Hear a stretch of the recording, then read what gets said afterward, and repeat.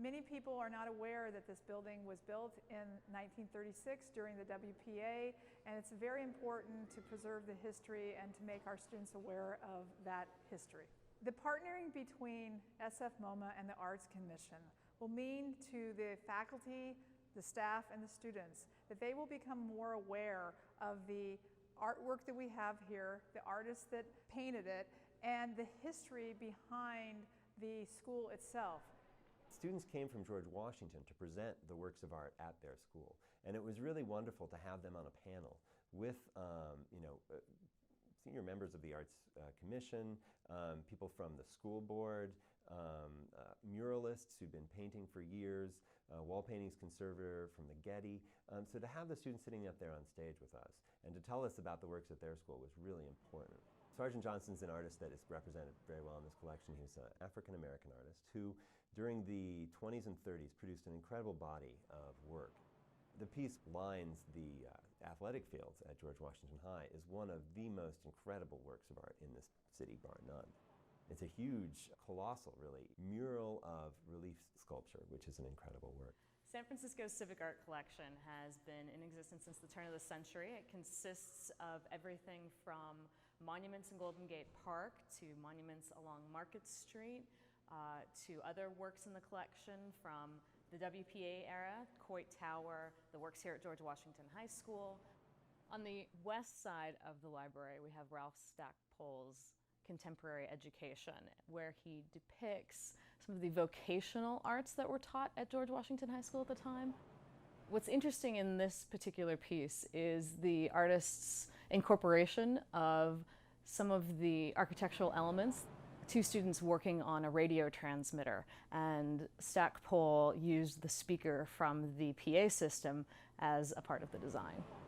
So on the opposite side of the library, we have a large fresco by Lucien Lebeau, which depicts the academic subjects that were taught at the time.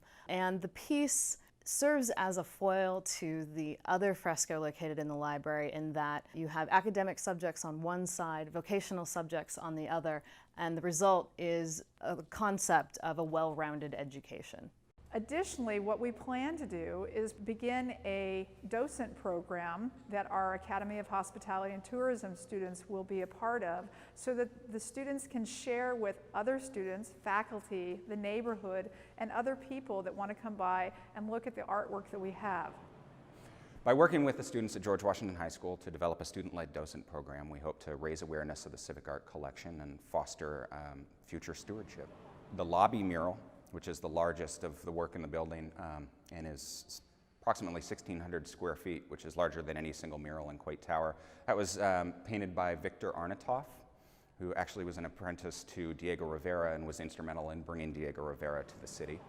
I think of WPA era artwork as being characterized by a stylized robustness and a pervasive occupation with the historical. In this panel, we have a depiction of George Washington instructing the move west. What's interesting about it is the image of what I'm assuming is Lewis and Clark here is in black and white. Something that's occurring in the future is painted as though it was in the past. The north panel depicts typical industries of the period, but what's interesting about it is the very obvious inclusion of slavery. During the 60s, late 60s and early 70s, a number of students were expressing unease around some of the themes in the murals. The students insisted that additional mural be placed in the school, one with a more positive and inclusive representation of the student body. In 1974, Dewey Crumpler completed 3 panels that were then placed in the lobby. Its panels depict Native and Latino, Asian American, and African American heritage and culture. As you really go through and learn about the artwork and what the artist was thinking about, the history comes alive, and that's the experience that we want to have for our students here. And I'd also like to see that they could share that with past alumni and of the community, so that they can know the treasure that we have here in the school. Many people have the same experience that I did when I first walked into this building 3 years ago, being the new principal. The grandeur of these murals are fantastic. Many of the students that have come to Washington come in and they're very, very proud of these murals. They come back and they say, we're so happy that they're still here and they're being preserved.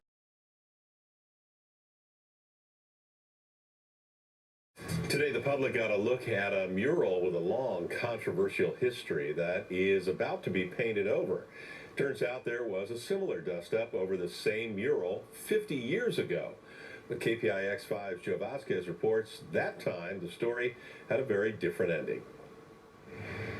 These are the murals here in the hallway of Washington High School that the school board has voted to cover up.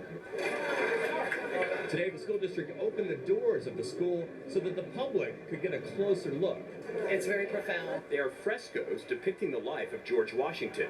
He wasn't just the father of the country. As the murals show, he was also a slave owner and a land speculator. This mural depicts a Native American man lying dead at the feet of European explorers.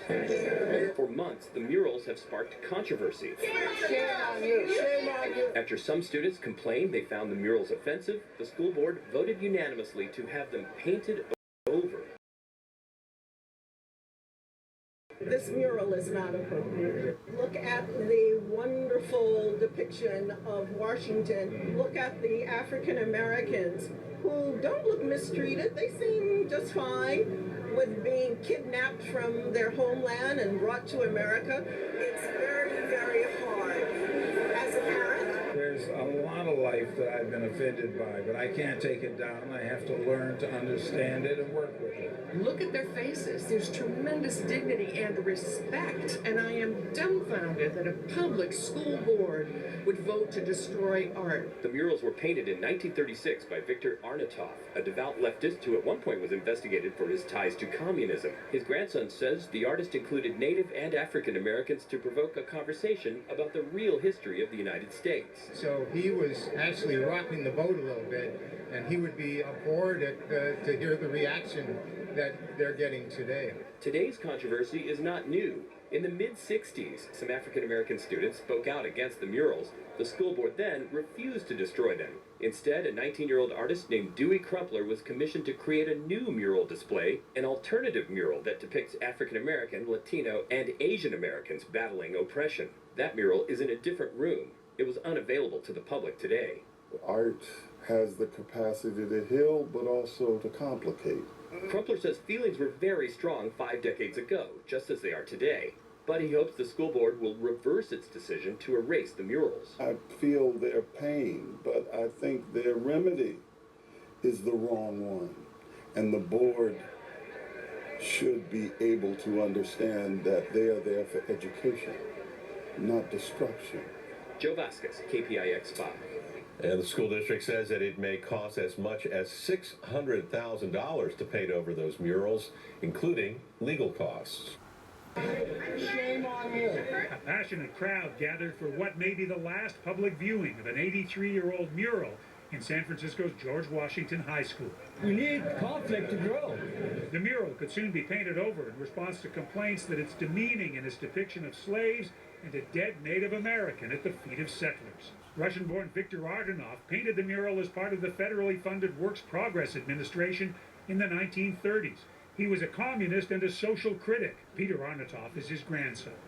Was your grandfather subversive in a way in what he put into these paintings? Yes, he was. He was trying to go against the grain of the common narrative of history that was being probably portrayed in the schools at that time. For those who want the mural gone, however, Arnautoff's work doesn't fit with today's reality. It's a new day, and people no longer want to tolerate all these vestiges. After complaints in the 1960s, the school board added another mural celebrating America's multi-ethnic heritage.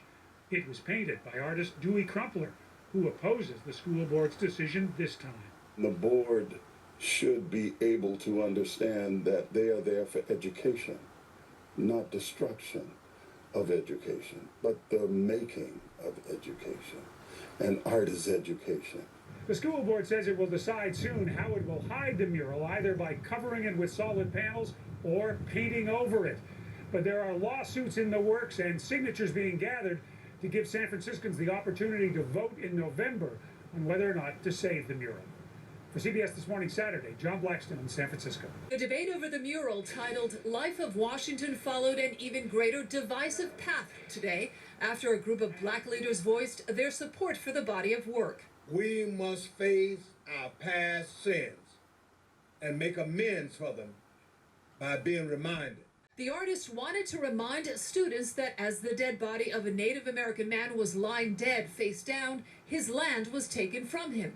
Another panel shows enslaved African Americans owned by George Washington. Ariana Anton is with the American Indian Cultural Center.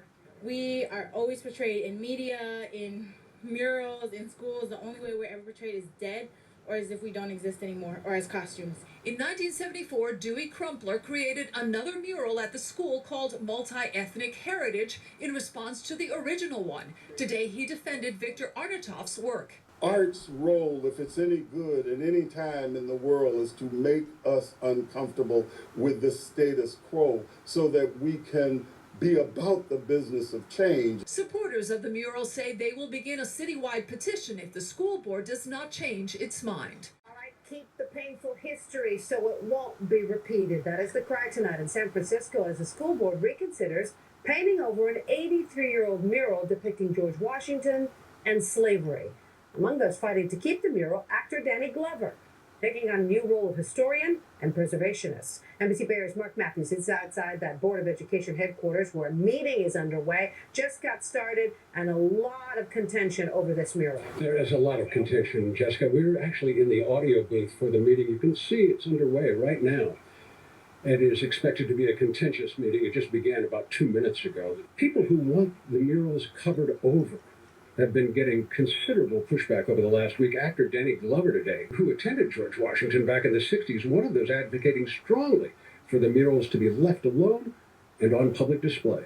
At a news conference this afternoon, actor Danny Glover did not pull his punches. Why are we talking about boarding it up at this particular point? I think it's absurd. Glover told reporters, if the artwork at George Washington High School makes some students uncomfortable, that's a good thing. Depicting George Washington as a general and a statesman, and also as a slave owner and a soldier who fought against Native Americans. It's the truth, said Glover. To board it up? In some sense, to hide it from our view? That's basically what you're saying. We don't get enough history in our history books anyway. School board president Stephen Cook says he's adopted the idea of covering over the murals as a way to preserve the art rather than destroying it. The plan on the table is to put up art that, or is to cover the mural or to find alternatives to keep it from public view. The board has reportedly considered proposals to cover up the artwork that run as high as $600,000. I asked Cook, why so much money? You know, $600,000 does sound like a high price tag for many in the public, understandably, but it's fairly small when you consider all the scope of work that happens across San Francisco public schools. But of course, they should leave the mural and explain the mural to the children. I mean, why try to hide the reality of our history, which is a terrible one? You know, I mean, if you want to really educate people, leave the stuff and then teach them what it means. You know, I mean, I think that this feeling that everybody is now so tenderhearted that they can't bear to know their history is ridiculous. You know, I mean, I've been able to encounter my own, both the Native American and the African and the European, and it didn't kill me. You know, it made me look at them and understand what happened, some of what happened. So I think it's just very ignorant and backward to think that you can erase history, erase reality by destroying art. How are you going to do that? The artist is the one who sees forever. You know, the artist is the one who makes it possible for us to have any understanding of reality, you know. God has blessed him.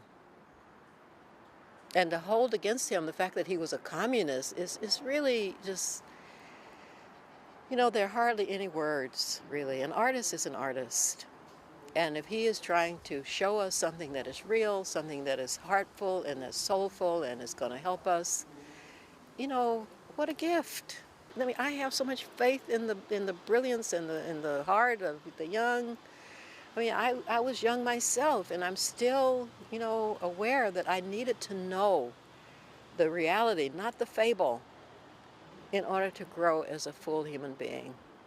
I also painted a mural on the second floor in front of the library. No, I don't agree that the mural should be taken down. If Maya Angelou could put up with them and learn from them, then other people can learn from them.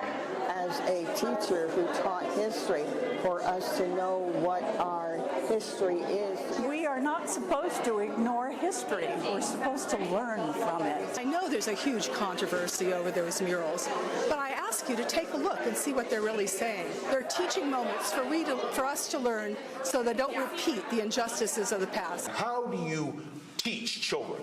Not by erasing history, but by confronting history. Imagery is difficult, but that's what education is about, helping us to understand that process. This Native American was a warrior fighting for the right for his people throughout time. His body represents all those Native Americans who died at war. George Washington was seen and given to us through his youth as a child who only spoke truth. He told his father that he chopped down the cherry tree. Arnautoff put a tree next to his head. That tree is a reference to the lie of that notion of that young boy telling his father that America was born in truth, that our founding father told the truth. He may have told the truth in his life, but the historians rewrote it to make it appear that America was born in truth because its founding father, from a child, was trained to be truthful. All murals exist to teach, that they exist to speak about history. And history is full of discomfort. But that's the very thing that human beings need to ensure change. Because what would change be if we only saw the positive aspects of human nature and not the full breadth of it? Arnautoff attempted to give us the clarity of our history, as all great works should do. Any disturbance of my work or Arnautoff's work is a disrespect for history itself. Without Arnautoff's murals, my murals are irrelevant, and without my murals, Arnautoff's murals are irrelevant. They don't think these murals are as important as the Arnautoff murals. And of course, that's because they're response murals. But response murals are linked to the history of this school, and therefore they are one thing, the Arnautoff murals and my murals. Welcome everyone who's in the audience here in the Palace of Fine Arts. And for those watching online, welcome to San Francisco, California. It's about 1:35, 1:40 in the afternoon. And thank you for coming. Thank you for supporting by coming. The George Washington High School Alumni Association is hosting this educational forum to protect, to prevent anything from happening from these New Deal murals that Victor Arnautoff created in the 1930s. Let me put it to you this way. It's George Washington's birthday. We all know what he's known for. And I'm going to concentrate, or we're going to concentrate on things in terms of symbolism, part of America's dark history. And I'm hoping that if you don't know anything about this, you'll learn something from it. And if you're not really sure about our issues, maybe you will learn from the discussion. I ask that you double check, make sure your cell phones are silenced. I ask that you be respectful while the speakers and the moderators are speaking. And even if you have an opposition, I ask that you just listen. And at the end of the forum, We will have an open mic on either side, and so you can share your feelings and tell us your thoughts or ask a question. We have some inspirational, great moderators from KGO Radio 810. Please welcome Pat Thurston and John Rothman. John Rothman, if you didn't know, is also president of the Alumni Association. I don't think you're supposed to sit yet, John. What? Get over here. So he's my colleague, John Rothman. I'm Pat Thurston. And we're so happy to be here today because for John, this is an issue that he has lived for a period of time. He's the president of the Alumni Association at George Washington High School. I'm just a talk show host. I didn't know anything about this until one of our guests, Gray Brecon, introduced me to the issue. And then John and Gray kind of linked up. And I've learned more, and the more I learn, the more passionate I become about it. We've got some fabulous speakers today who can give you their perspectives. And of course, we do want to hear from you as well, kind of like we do on the air, eh, John? Exactly. And I want to be clear. We want this to be a forum. We know there are people here who take a contrary view, and they will have the opportunity to speak. But what has happened today is that we've assembled a panel that is quite remarkable. And I understand that we have to do that. So why don't we do it now, Pat? Okay, we are going to introduce to you our speakers. We're going to start with Robert Flynn Johnson. Robert is a retired San Francisco Fine Arts Museum curator. Robert. And Dr. Gray Brecon, a geography professor at UC Berkeley and the New Deal project architect. Hi, Gray. Susan Cervantes is an artist and the founder of Precita Eyes Muralists Association. Susan. Enrique Chagoya is an artist and an art professor at Stanford University. Woo-hoo.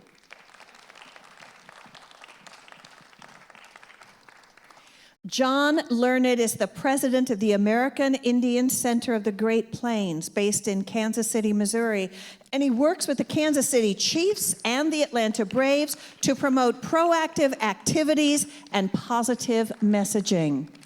Barth Chief Eagle Robinson is from the Rosebud Sioux tribe in South Dakota. He was a tribal liaison for the U.S. Army on the Lakota helicopter issue. He worked with the Washington Redskins and the University of Utah of Native American mascot perceptions.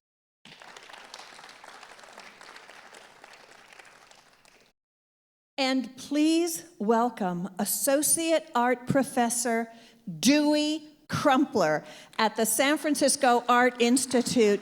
Dewey is the amazing artist who completed the George Washington High School response murals in 1974. We're so honored to have him here. And now, ladies and gentlemen, Matt Gonzalez is an artist, currently the lead San Francisco public defender, a former president of the San Francisco Board of Supervisors, a former candidate for mayor, and most important of all, a defeated candidate for Vice President of the United States. And please welcome Dr. Robert Cherney. Dr. Cherney is Victor Arnautoff's biographer. He's a retired history professor at San Francisco State University. And just so you know, Victor Arnautoff is the artist who painted the murals that we're talking about today. And you'll hear about him. I do want to acknowledge that Dr. Cherney's daughter and his two granddaughters are here. Would you stand up just to take a bow? Especially the granddaughters. There they are, over there. Hi. And I was saying it's especially nice for the granddaughters to understand the very significant role that their grandfather plays. And Okay, well, no, I get to announce my daughters here, too. Sophie, of course. Sophie is right here. Sophie, stand up. This is my baby girl, one of my triplets that I am so proud of. All right. Now you've got the whole story here. I want now to call on Lope, and he will share a few comments. Let me indicate to you, I am the president of the Alumni Association. I have been since 1974. If you do a little counting here, I'm about to hit 50 years. But I want you to know that as president of the association, I'm very thrilled because Lope Yap Lee is one of the greatest guys I've ever run into. And his work on this project has been exemplary in every way.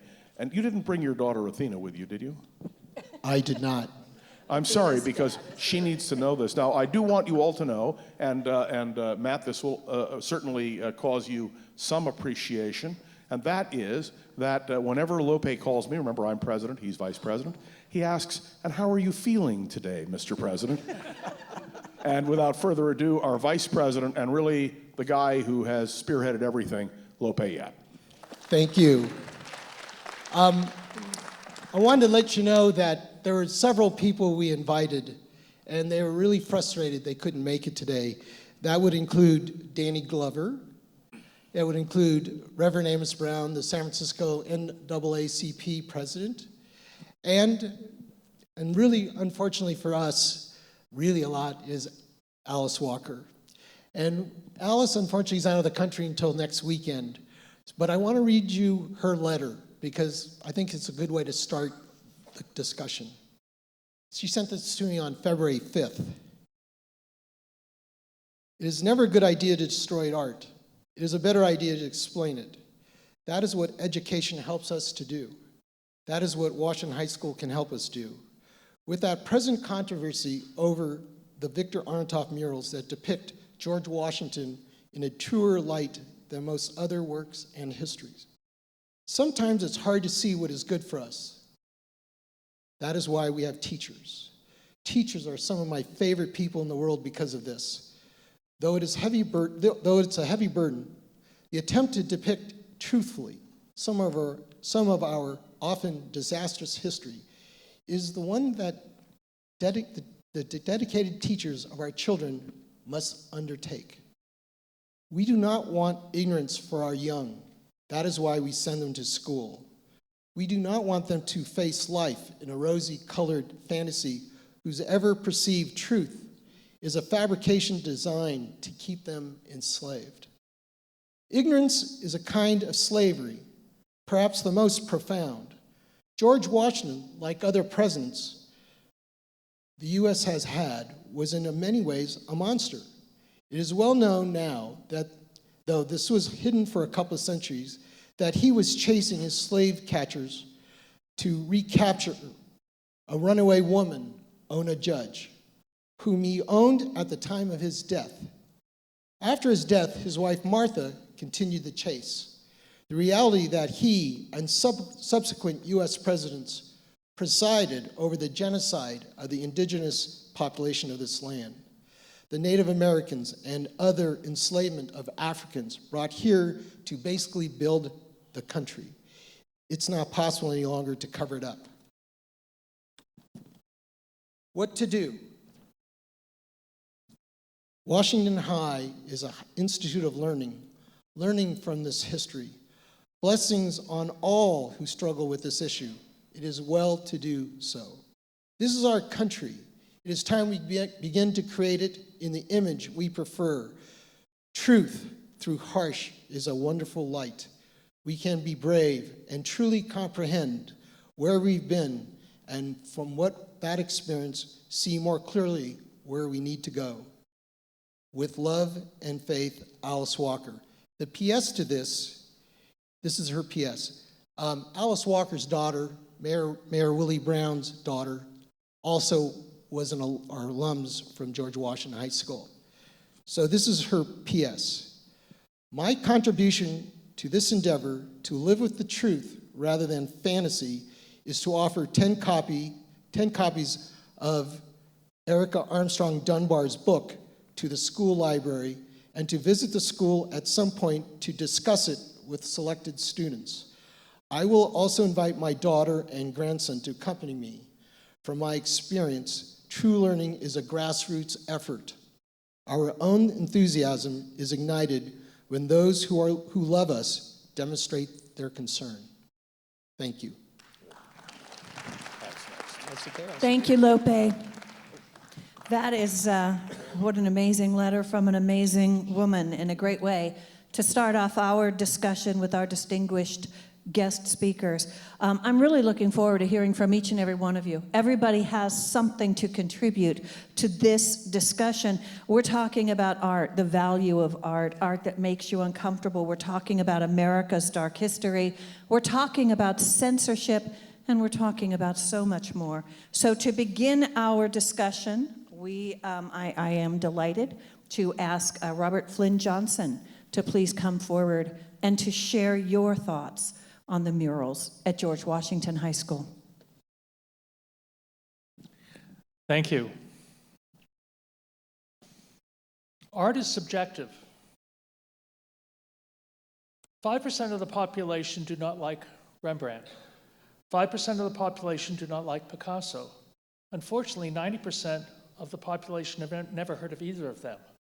That's why I've devoted my life to education. Oscar Wilde said that the only person who likes all art equally is an auctioneer, which is fairly true. So this idea that art is some sort of objective truth is not. It is in the eyes of the beholder.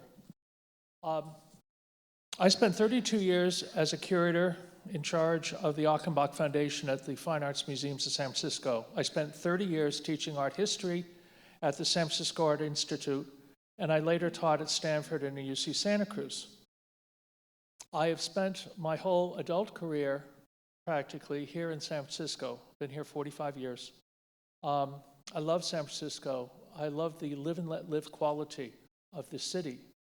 Some people say it's an asylum without a fence around it, but I'm not sure, I maybe kind of agree a little bit. I love the fact of its diversity of opinion and its freedom to have people express themselves as we're doing today. I'm concerned and troubled about this, in my opinion, manufactured controversy about the murals at George Washington High School. I just want to raise a couple of questions this afternoon. Are they art? I think the universal feeling is they are art. Victor Arnautoff studied with Diego Rivera in murals. They are considered very important works of art, so I don't think that's under question. Are they historically accurate? Is there the mythology in these paintings of Washington throwing $1 across the Potomac? Is there pictures of him, the mythology of him cutting down a cherry tree? No. They are accurate. It's not a completely pretty history, but they are accurate. Are they obscene? No. Although sometimes, one of the things I can't believe is people haven't made any noise about the floating of female nude in the murals too. A lot of the kids at the high school say, "Let's meet under the naked woman," you know. So it's amazing that hasn't been a controversy, thank God. Are they racist? Well, in my opinion, no. Are they potentially upsetting? Absolutely. They are just as upsetting as Schindler's List or Judgment at Nuremberg, the movies. They're just as upsetting as To Kill a Mockingbird or Mississippi Burning or 12 Years a Slave. They're just as upsetting as Dances and Wolves and Bury My Heart in Wounded Knee. These are all the sorts of topics that young adults, and I have to emphasize, George Washington High School is a school for young adults. It's for people that should be given history. It should be given works of art that might be disturbing, but have truths that need to be discussed. And so the nature, again, as I go back to it, is art subjective? Yes, art is absolutely subjective. Art is to create dialogue. Art is not made to answer questions so much as it's to ask questions. And that's what these murals are about. And I couldn't find a more perfect place for them to be, in a place for learning of young adults. Thank you. And now it's my pleasure to introduce Robert Cherney, who is the author of the book about Arnautoff, and we await your comments. And I'm sure your granddaughters especially are awaiting your comments. Thanks, John. Good afternoon. Let me begin by saying that, of course, I agree that the murals should not be covered. But I also urge that there should be appropriate signage explaining the subject matter and the intent of the artist, And there should be treatment of the murals in the school's curriculum. They should provide a learning experience. Based on my research, I want to give you my understanding of the two most controversial murals. And it is that Arnautoff was presenting a critique of Washington and of Western expansion. He depicted Washington as a slaveholder by presenting images of enslaved African Americans working on Washington's Mount Vernon plantation. Most textbooks of the 1930s said little or nothing about the reality that Washington and others among the so-called founding fathers owned other people as chattel. Arnautoff not only presented Washington as a slaveholder, but also made it clear that his wealth was based on slave labor. Arnautoff also challenged the way that African Americans were often presented in the 1930s, which was as happy, smiling, and docile. In Arnautoff's murals, the two African Americans who face Washington have an unhappy, even an angry look on their faces.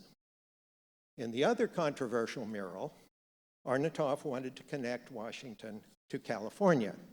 He depicted Washington pointing to the west and explained the remainder of that mural as depicting, and I'm quoting him now, the march of the white race from the Atlantic to the Pacific, unquote. And also as showing, and again I'm quoting, by means of war and peace, the 13 states growing up to 48, unquote. Arnautoff did not celebrate the march of the white race. On the contrary, he made clear that expansion by war had included the deaths of Native Americans. He was also critical of expansion by peace, because his depiction of a white man and an American Indian smoking a peace pipe takes place under a broken tree branch, signifying broken treaties. So Arnautoff's depiction of the march of the white race from the Atlantic to the Pacific is a portrait of the white race engaged in genocide and dispossession of the first people. When New Deal artists depicted people of color, they usually, like Arnautoff, showed them as victims, oppressed people, enslaved people.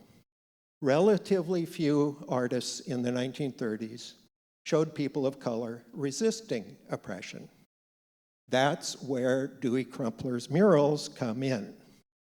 His murals, just around the corner from Arnautoff's murals, depict people of color breaking the chains of oppression. And I know he's going to be speaking to you in a short time, but I'm going to quote you for a minute. Dewey has said that his murals and Arnautoff's murals are two parts of the same story, two parts of the same thing, that one cannot be understood without the other. Arnautoff presented the oppression of African Americans and Native Americans. Crumpler presented people of color throwing off their oppressors and taking command of their own destinies. They are two parts of the same story. And I'll be happy to take your questions later if you have any. Thank you, Dr. Cherney. Right now, I want to introduce a dear, dear friend of mine. He is Dr. Gray Brecon. Gray Brecon is the project scholar at the Living New Deal project at UC Berkeley. He's an amazing man. He's the person who introduced me to this controversy in the first place because he knows, he's been putting together lists, he understands how important the New Deal was in our infrastructure and in art. And so, without further ado, Dr. Gray Brecon. Thank you.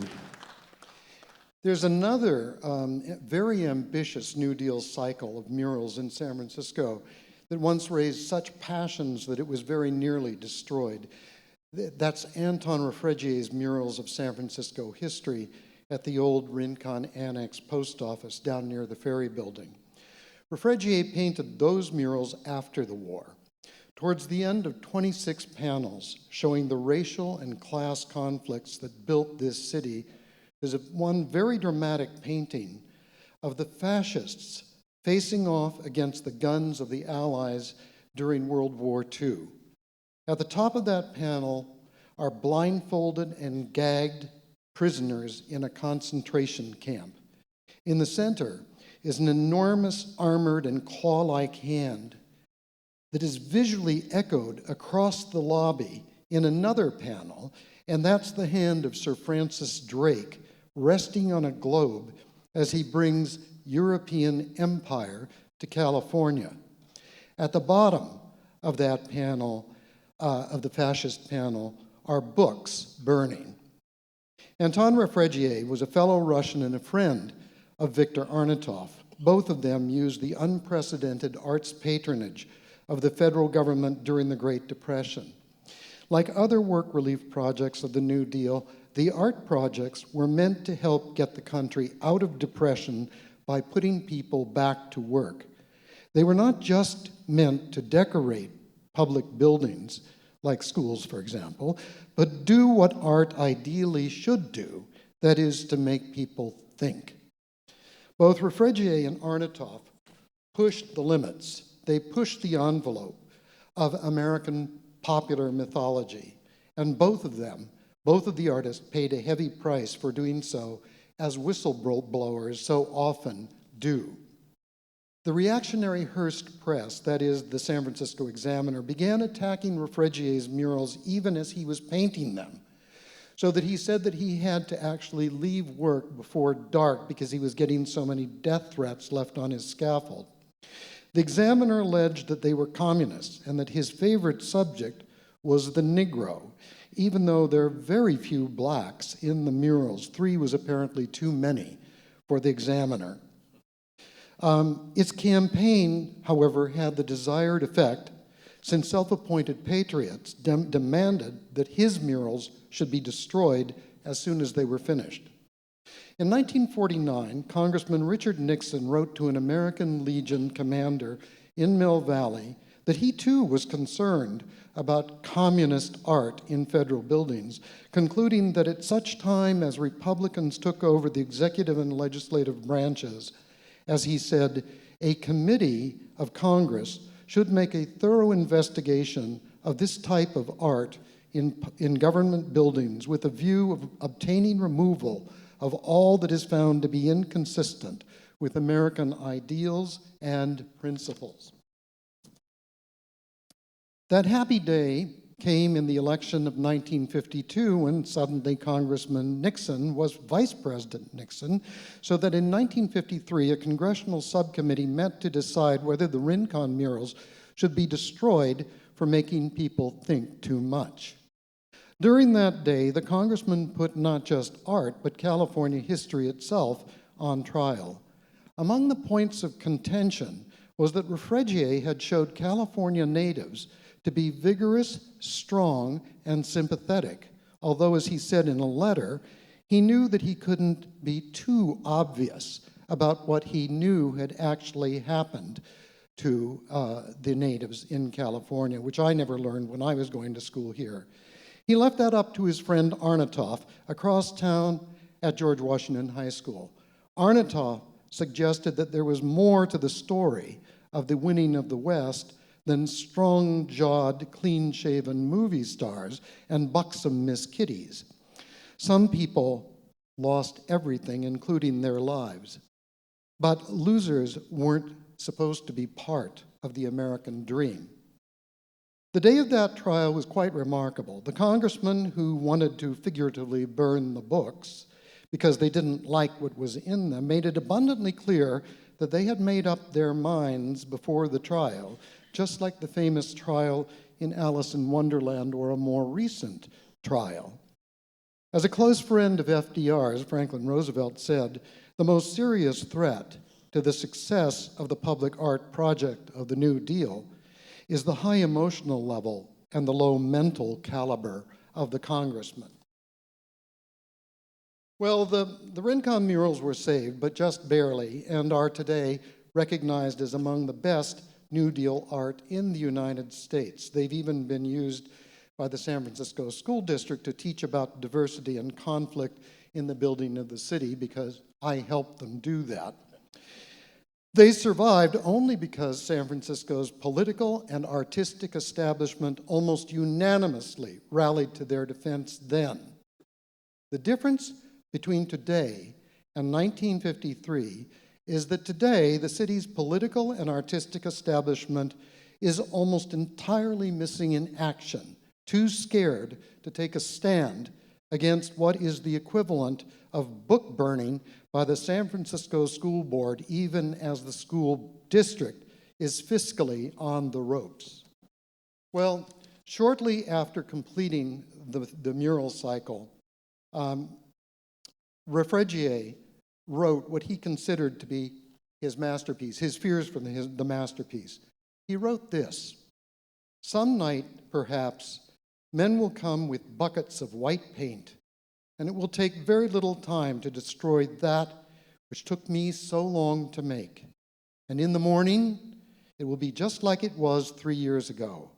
White walls, without colors, without ideas, ideas that make some people so mad and so afraid." Let's make sure that doesn't happen at Washington High School.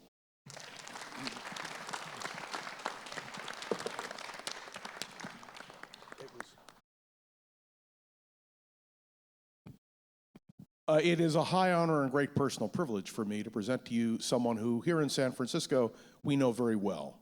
A public servant, a concerned citizen, a fine artist, and defeated candidate for vice president, Matt Gonzalez. Matt. John. Well, I'm famous for losing political races, apparently. No, actually, I did previously serve as president of the San Francisco Board of Supervisors, and I've practiced law for about 3 decades. Done a lot of work in the criminal courts, but also civil rights lawsuits in the state and federal courts, and seen a lot of things. You know, when I first came to this controversy, I was quite surprised even to think that it was a controversy, just to learn that this was happening. And whenever I hear somebody's argument, if I disagree with it, if that's my first take on it, I make an effort to try to understand it, because I question whether or not maybe I'm not getting something right. And I think, you know, there has been an evolution of standards and how we think about things, and it's important to kind of revisit that in your own life. I do not believe that art is so pure that you can never take it down. I think that monuments to public figures and what have you we should revisit them and make sure they're meaningful for our contemporary time and place. With this particular mural, the set of murals, what really shocked me was that folks were being apparently traumatized by the murals. And you know, I want to be open to that, and I want to be sensitive that that could in fact be happening. But I also want to then try to step back from it and say, well, what would be the rule that we adopt if we simply go with that one response to the murals? I mean, are we going to impose a rule that says whenever a group of us are traumatized by something that we're going to tear that down?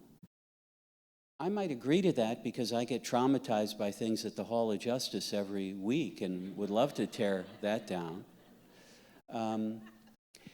It also becomes complicated because if your trauma is coming from a place where you're not open to understanding context or understanding history or understanding intention, then how much weight should we give to somebody that wants to be heard, to have their pure emotion heard, but is not willing to do what they expect of everybody else, which is to understand and be open to them? I do not believe the murals are racist. I say that confidently because so many African Americans and Native Americans have stepped forward Those are experiences I do not have, and they have stepped forward to defend these murals, and that gives me confidence that the way I see them is accurate. I will say this, that I am probably most intrigued and attracted to saving the murals because I love the idea of it being a little piece of subversive radical history. I love the idea that the federal government, at a time that they wanted to paint this patriotic picture of George Washington, inadvertently, I'm sure, hired a communist who painted a story with just enough hints that folks might be able to look at these murals and derive a deeper understanding. It's not that long ago that it was not common knowledge that our founding fathers owned slaves and committed other crimes. And so if we try to think about that historic moment and what Victor Arnautoff did, it's really this beautiful thing, this precious thing, and I believe these murals should be saved if for no other reason to show the society of artists, really, in the era of the WPA, who were still trying to tell the truth against government and the very most powerful. Thank you.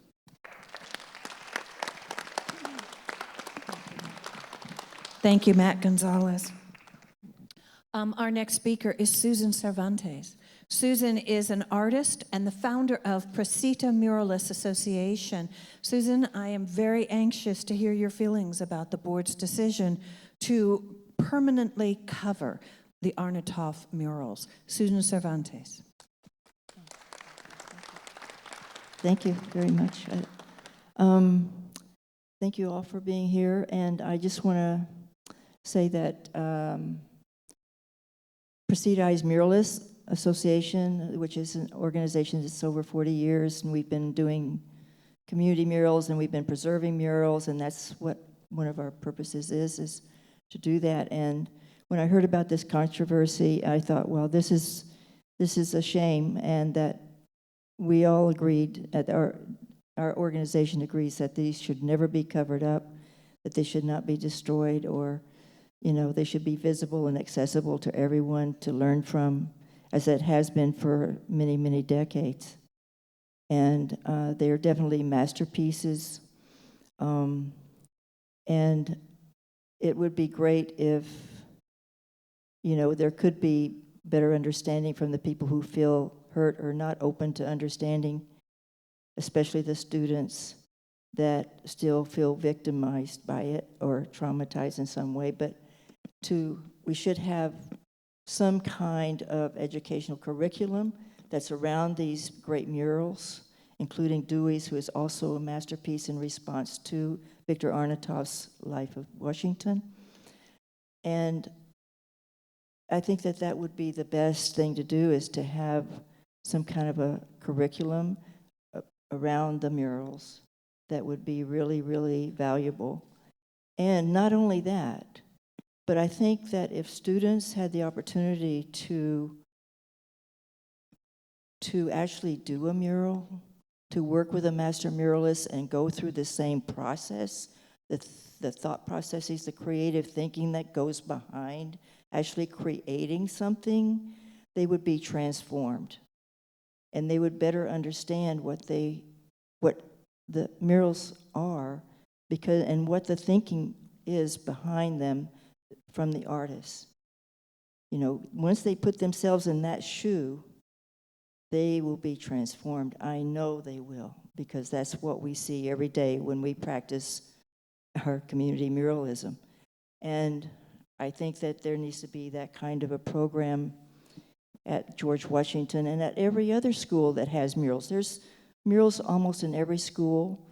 We have narratives. We make sure that every school receives a description and content of every mural for the purpose of educating the students about the murals that are on their walls. And I think this needs to not be lost. sometimes there are schools that have murals, great murals, and they don't know what they mean because the words have gotten lost. So I like the idea of having like some kind of a plaque or something that gives a description of the mural that's right next to it so people can actually read it right there. And I know that there was a student I had that was from Washington High School who was an art teacher at Washington High School in the 90s. And she went back to Washington High School and she did murals every semester with her students that went up in the hallways above the lockers to express their own experiences that they were going through. I don't know if those murals are still there. I haven't been able to go through the hallways at all to see any murals. But I think that that was really important. And that, you know, I don't know where the students' work is, but we need to see more of that. We need to see more students' expression in muralism or any other arts so that they can see themselves, work together, build communities with each other, and I think that that's a very important thing and direction to go for these, to resolve this problem that we're having with this one mural. Victor Arnautoff was also in the slideshow that we show at the center when we're starting to teach about mural history. We always showed Court Tower murals, and one of the murals in Court Tower is by Victor Arnautoff. And it was a very important piece because it was showing what was really happening. And it was the most controversial one in Court Tower, as I remember. It was about a very affluent-looking man in a trench coat and hat looking at a newspaper stand, and there was a gun being pushed right into his ribs. And in the background were cars being turned over and fires starting because of the longshoremen's strike that was going on at that time. And I think they stopped the Court Tower murals from being painted because of that one scene for a little while. I might be wrong, but that's what I recall. And so I thought that that was really powerful, and that it was just it's the truth. And we have to be able to face the truth, whether it may look pretty or not. So, thank you.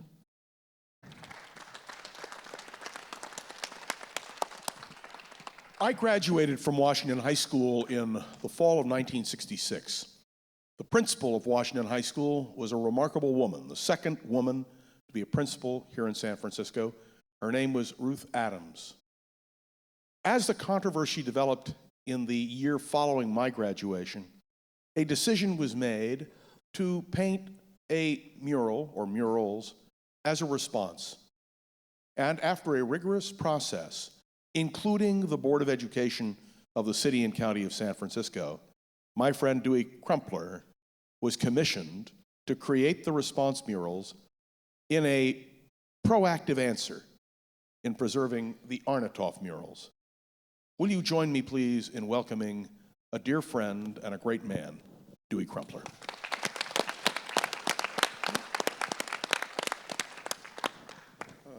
When I was in high school, I was trying to find out who I was, what the world was really about for me. And so I pursued knowledge on my terms. And one of the ways that I did that was to go to bookstores and buy books. And one of the books I bought was on meditation and Buddhism. And I was very interested in that. So I also was interested in music. And so because I wanted to get into a particular state, to listen to a new photograph player that my mother bought, which was stereo, which was new. And so I went through the record bins and I saw a record called Meditation. And I bought it because I thought, yes, I'll be able to sit back and really meditate on this music. And I put it on the phonograph player. And the first thing I heard was,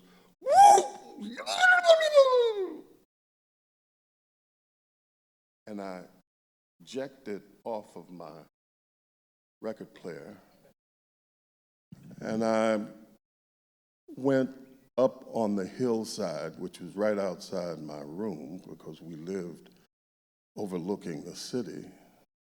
And I took this record and I threw it as far as I could compel it, and it flew, and then it turned slightly over and it blasted on the street into thousands of pieces, and I felt great because I had destroyed what absolutely made me sick.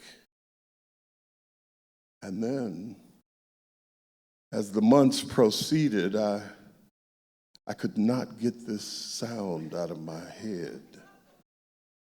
And then I had the record cover, and it said John Coltrane.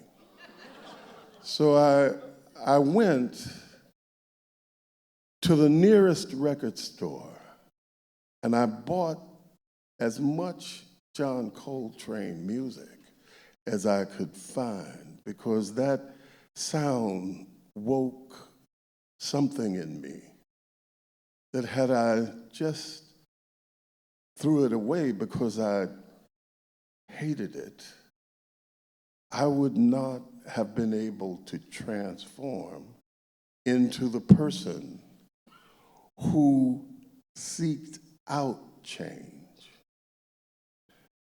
So as I proceeded to come into contact with things that were difficult for me, I took seriously the confusion that it caused. And so when I was confronted with this experience that has just happened with these young students who were frightened and really horrified by images that they didn't understand, I recognized that fear and that concern, not to try to analogize a record with the profound nature of a dead Native American or Black people as slaves, but the place where they were in an institution, a school, that is the very place at the very time that you need to be confronted with discomfort, because it is that very discomfort that will build into you the immunity that you need to live in a world of change and dynamic difficulty for the rest of your life. So in that way, those students need to be guided through this process. And even though the school board neglected the point that I made 50 years ago, that unless they permitted and created a plaque to explain those murals, that we would be right back in this space again. Only I thought it would happen 5 or 10 years later. Well, the murals sufficed, but time is irrelevant when information is not available, and young people need information, and they need guidance, and the school board's decision to erase history is not a good one.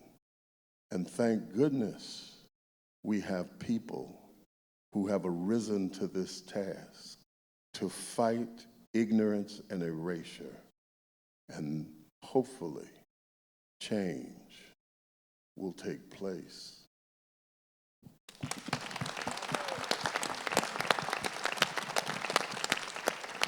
I know you saw the images of the response murals, how empowering that Dewey Crumpler created, amazing.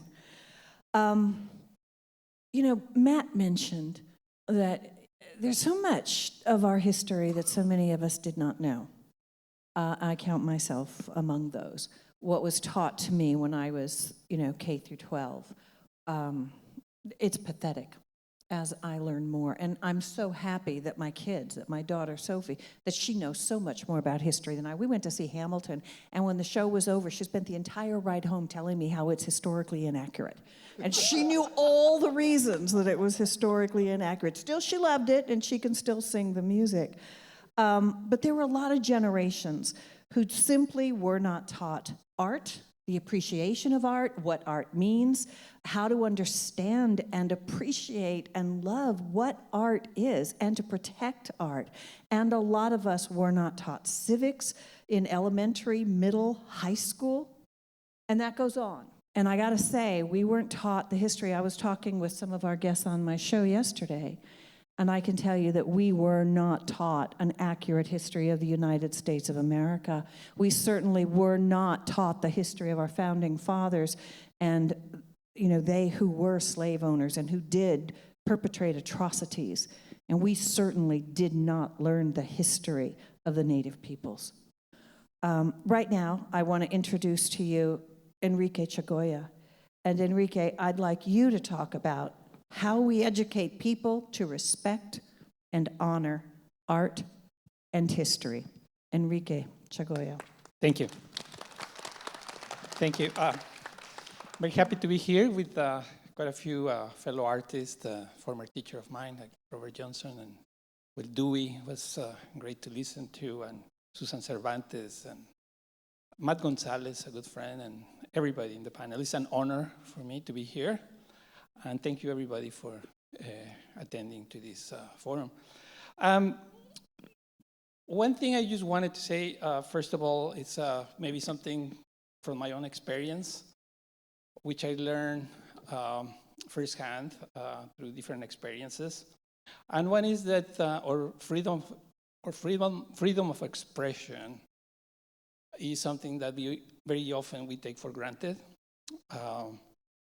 And it's always in danger to be affected from different sides of society, from the ultra-right, ultra-left, even the center.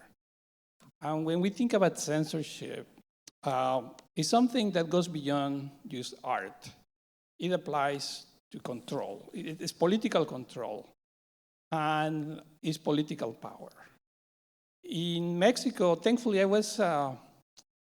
grew up in Mexico City, but I remember most of our school books were full of murals that were depicting the history of the conquest, many of them. And little by little, I began to learn that history is told by those who win wars. History is told, it's been said many times, that is told by the victors of war. But then you have artists, and we love to challenge that history told by the victors of war. And then you have the history told by those who were the victims of those colonial wars or any war that haven't had much of a chance to tell their own histories. Personally, I have been censored twice. My work has been destroyed. The first time, it was an exhibition when I was finishing at the San Francisco Art Institute in an exhibition that was called Artists, call against intervention in Central America when Ronald Reagan was invading Nicaragua through the Contras. And I did a portrait of Ronald Reagan as Mickey Mouse with Henry Kissinger as Mickey Mouse. Even some of the board of trustees at the San Francisco Art Institute were not happy that the students were organizing an exhibition protesting the war in Central America. And we have exhibitions in the Art Institute, at a local private gallery in downtown where we raise some money for a literacy campaign in Nicaragua. And then an exhibition at the Mission Cultural Center. From all places, I never thought somebody at the Mission Cultural Center, some of the audience will be offended by my depiction of Ronald Reagan. And somebody came, a Central American came who hated Ronald Reagan and he destroyed my drawing, both sides. And thankfully, I was happy to do an identical copy of that drawing. And now it's part of the locally a public art collection. The San Jose Museum of Art owns it. Another time where I was censored was recently, was not so recently, a few years ago, 2010. One of my codices, I made these codices very much influenced by the history of the destruction of the indigenous books from Mexico.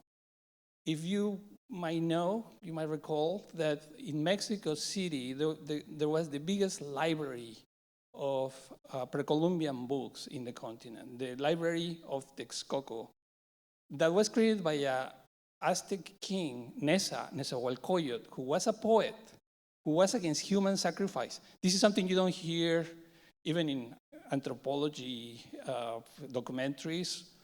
You hardly ever hear that was an Aztec king at the peak of the Aztec Empire who opposed human sacrifice and who organized poetry festivals. That was King Nezahualcóyotl, which translates as the hungry coyote. King Nezahualcóyotl made this huge library that included books that have knowledge about everything, medicine. They knew how to use penicillin, among other things, something that the Western culture didn't learn until the early 20th century, after the First World War. And who knows what else was lost in that knowledge, because there is a very strong herbary culture in indigenous cultures in Mexico. But besides that, there were books of mythology, there was books of history, of their own histories. There were calculations about their astronomical calendars, and their calendars were more precise even than the Gregorian calendar that was developed even later. But the pre-Columbian calendars were even more precise. They have to adjust their years every 52 years, not every 4 years like we do ourselves. How did they do that? We don't know. Those books are lost forever. So when I read that history, I felt angry. I mean, who wouldn't? But I decided to make art in response, and I decided to make many books based on pre-Columbian books in the format and the content. Well, in 2010, I did a book to protest the sexual abuse of the Catholic Church on children and nuns that has been, until today, without any justice. And on the other hand, in the same book, I criticized the hypocrisy of the institution, not necessarily Catholic people and people of faith, but the institution that that discriminate against same-sex marriages, among other things. So anyway, my book was boycotted by a Tea Party member who was in Colorado, and later was in Fox News. The book was presented in Fox News with blurry areas, as if there was not even nudity in my book. There's nothing going on. I decided to mix comic books with heads of icons. And the comic books were sort of like sex, kind of, but soft porn that you find in the bookstores in the streets, basically in the newspaper stands. And there is nothing to censor even in those books. But Fox News presented it as me presenting a religious figure having oral sex. And immediately there was a scandal. Somebody went all the way from Montana. This a woman who was a truck driver drove her truck, 18-wheeler, all the way from Montana to Colorado, get into the museum that was exhibiting this book I mentioned, got into the place with a crowbar, destroy the frame and destroy the book. She got tackled by some of the gallery attendants and put in jail, etc. And then I guess somebody should have told her this was a print. It was a multiple. No need to drive all the way from Montana to Colorado because it was an edition. It was an edition of 30 of them. So the only thing this person did was the other 29 books became more valuable. So I thought I was going to invite these people for all of my openings because I'll be in Fox News. I'll have so much publicity. But it got really scary.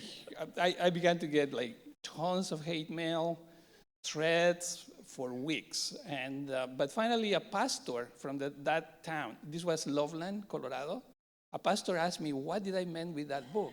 And I explained to him the same thing I told you. It's about the Catholic Church not doing anything about the sexual harassment of none or abuse of children and women in the Catholic Church. It's not a critique of people of faith. It's a critique of the institution. I told him there is no religious figures. There is a collage. There is no Jesus in my work. It's a collage. I put a way to represent corruption, and that's it. I'm just criticizing that.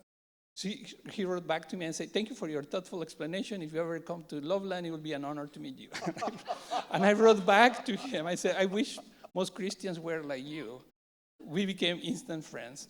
But he also got threats from his own congregation. This was an evangelist, 3,000 large congregation. And people walk away from his church. They put his house online, inviting people to destroy it. So needless to say, that's another form of censorship. So eventually, people forgot about us. We became instant friends. And then he invited me to do a painting of Jesus for his own church. And I thought, well, I'm not religious myself. But I told him, okay, I'm not religious, but if your because he risked his life on top of that.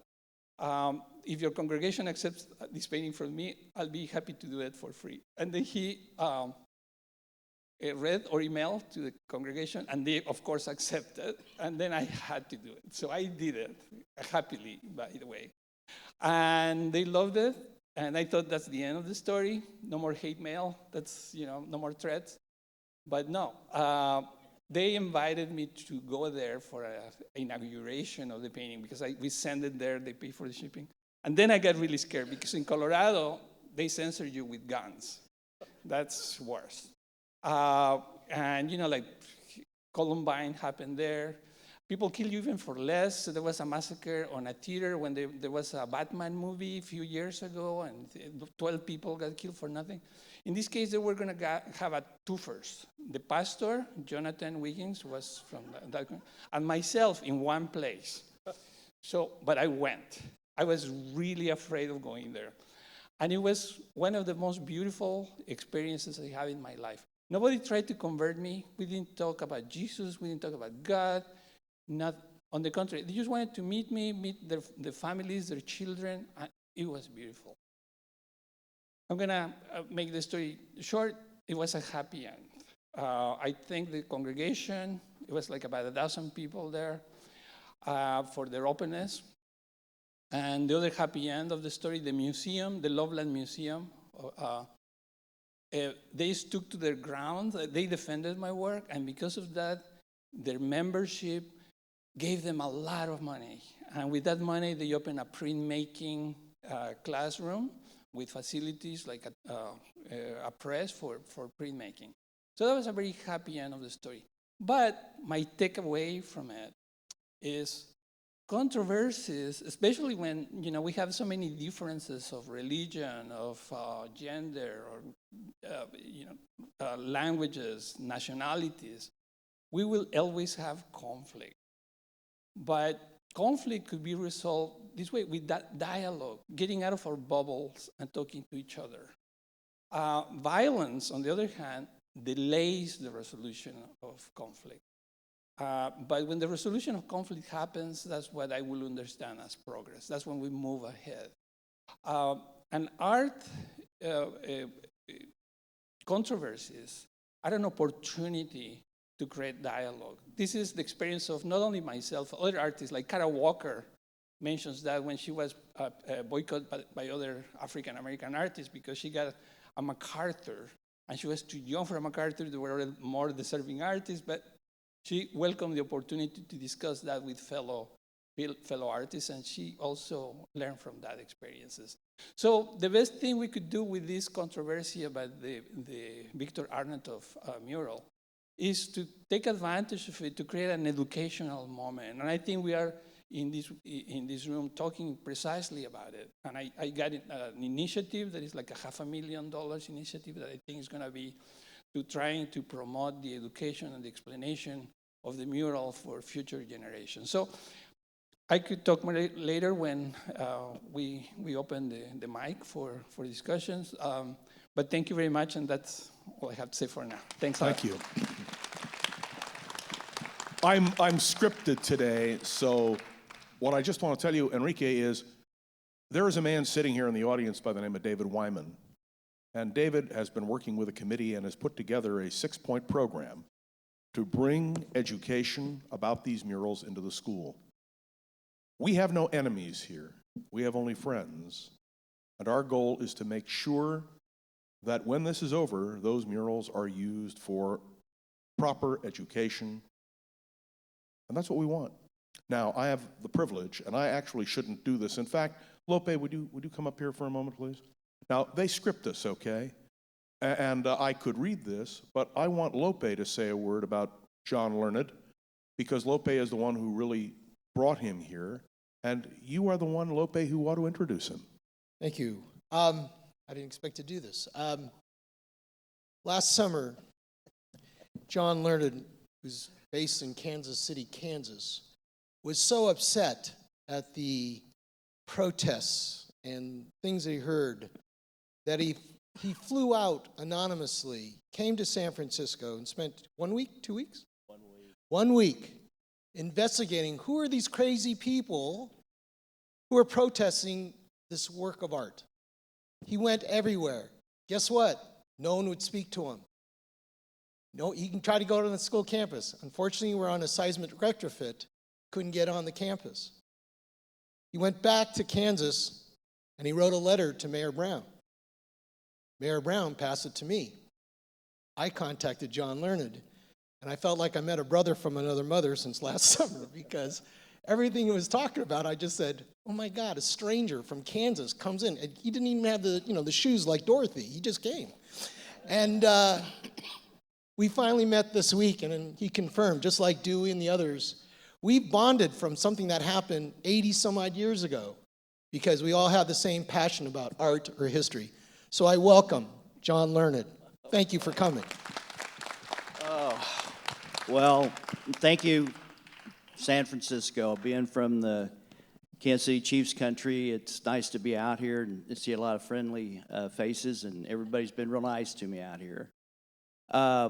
What happened this last summer, a friend of mine, Sarah Collison, lives out here, and she knows what we are doing with the Chiefs and Atlanta Braves and out on the reservation and trying to build on our images that people deem disrespectful. My history is I'm an enrolled member of the Cheyenne Arapaho tribes of Oklahoma. I'm a direct descendant of Chief Little Raven of the Arapaho, and I'm also related to Chief Black Kettle, who was murdered by Custer at the Battle of Ouachita, Oklahoma. My mother was the first woman elected to run a federally recognized tribe, and she is also a lady who wrote what the government uses today as a description of the American Indian. When a lot of this stuff happened, I was at the University of Kansas, was on an athletic scholarship, and my mother called me and said, John, I just got elected to run our tribe, And the first thing we're going to do is we're going to go after all these mascots. And I thought, okay, Mom, whatever. Being at KU, Oklahoma was one of our competitors in the Big 8 conference. And 2 weeks later, there was an announcement that Little Red would no longer be on the sideline. So I understood the frustration of her growing up. I understood myself as a little kid in Oklahoma having to go to colored-only bathrooms, so having to stand in line or always go to the back of the end of the line in certain instances. But that was back in the 1970s when the Indian Empowerment Act and Self-Determination Acts, so we had a voice. So when Sarah called and said, what do you think of that? And I said, well, that's wrong.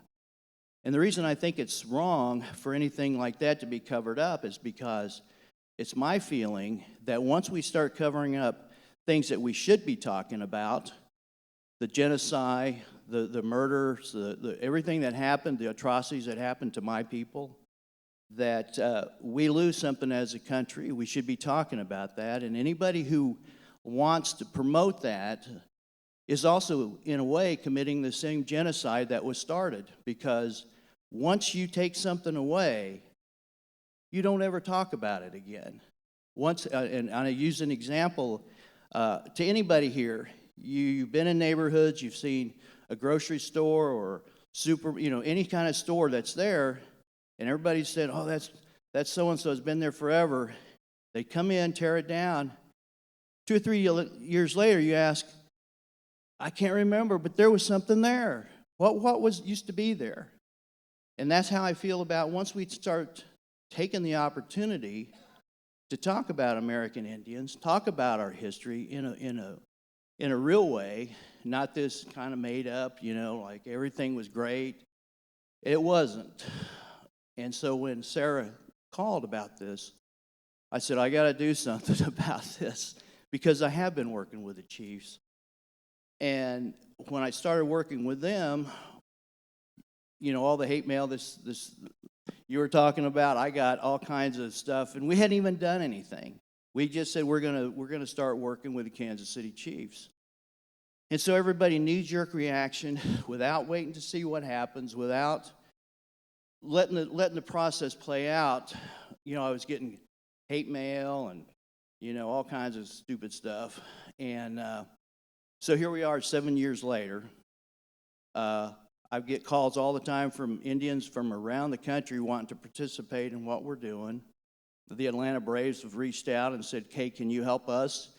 Because what it does is it opens it up an opportunity to share what's important to us and to build up what, back in the day, what I always thought, when they use an image like the Washington Redskins or any of these others, they did that not to be disrespectful, but they respected the Indians enough to say, that's a proud, dignified, will to win, never give up. That's how I feel when I see those.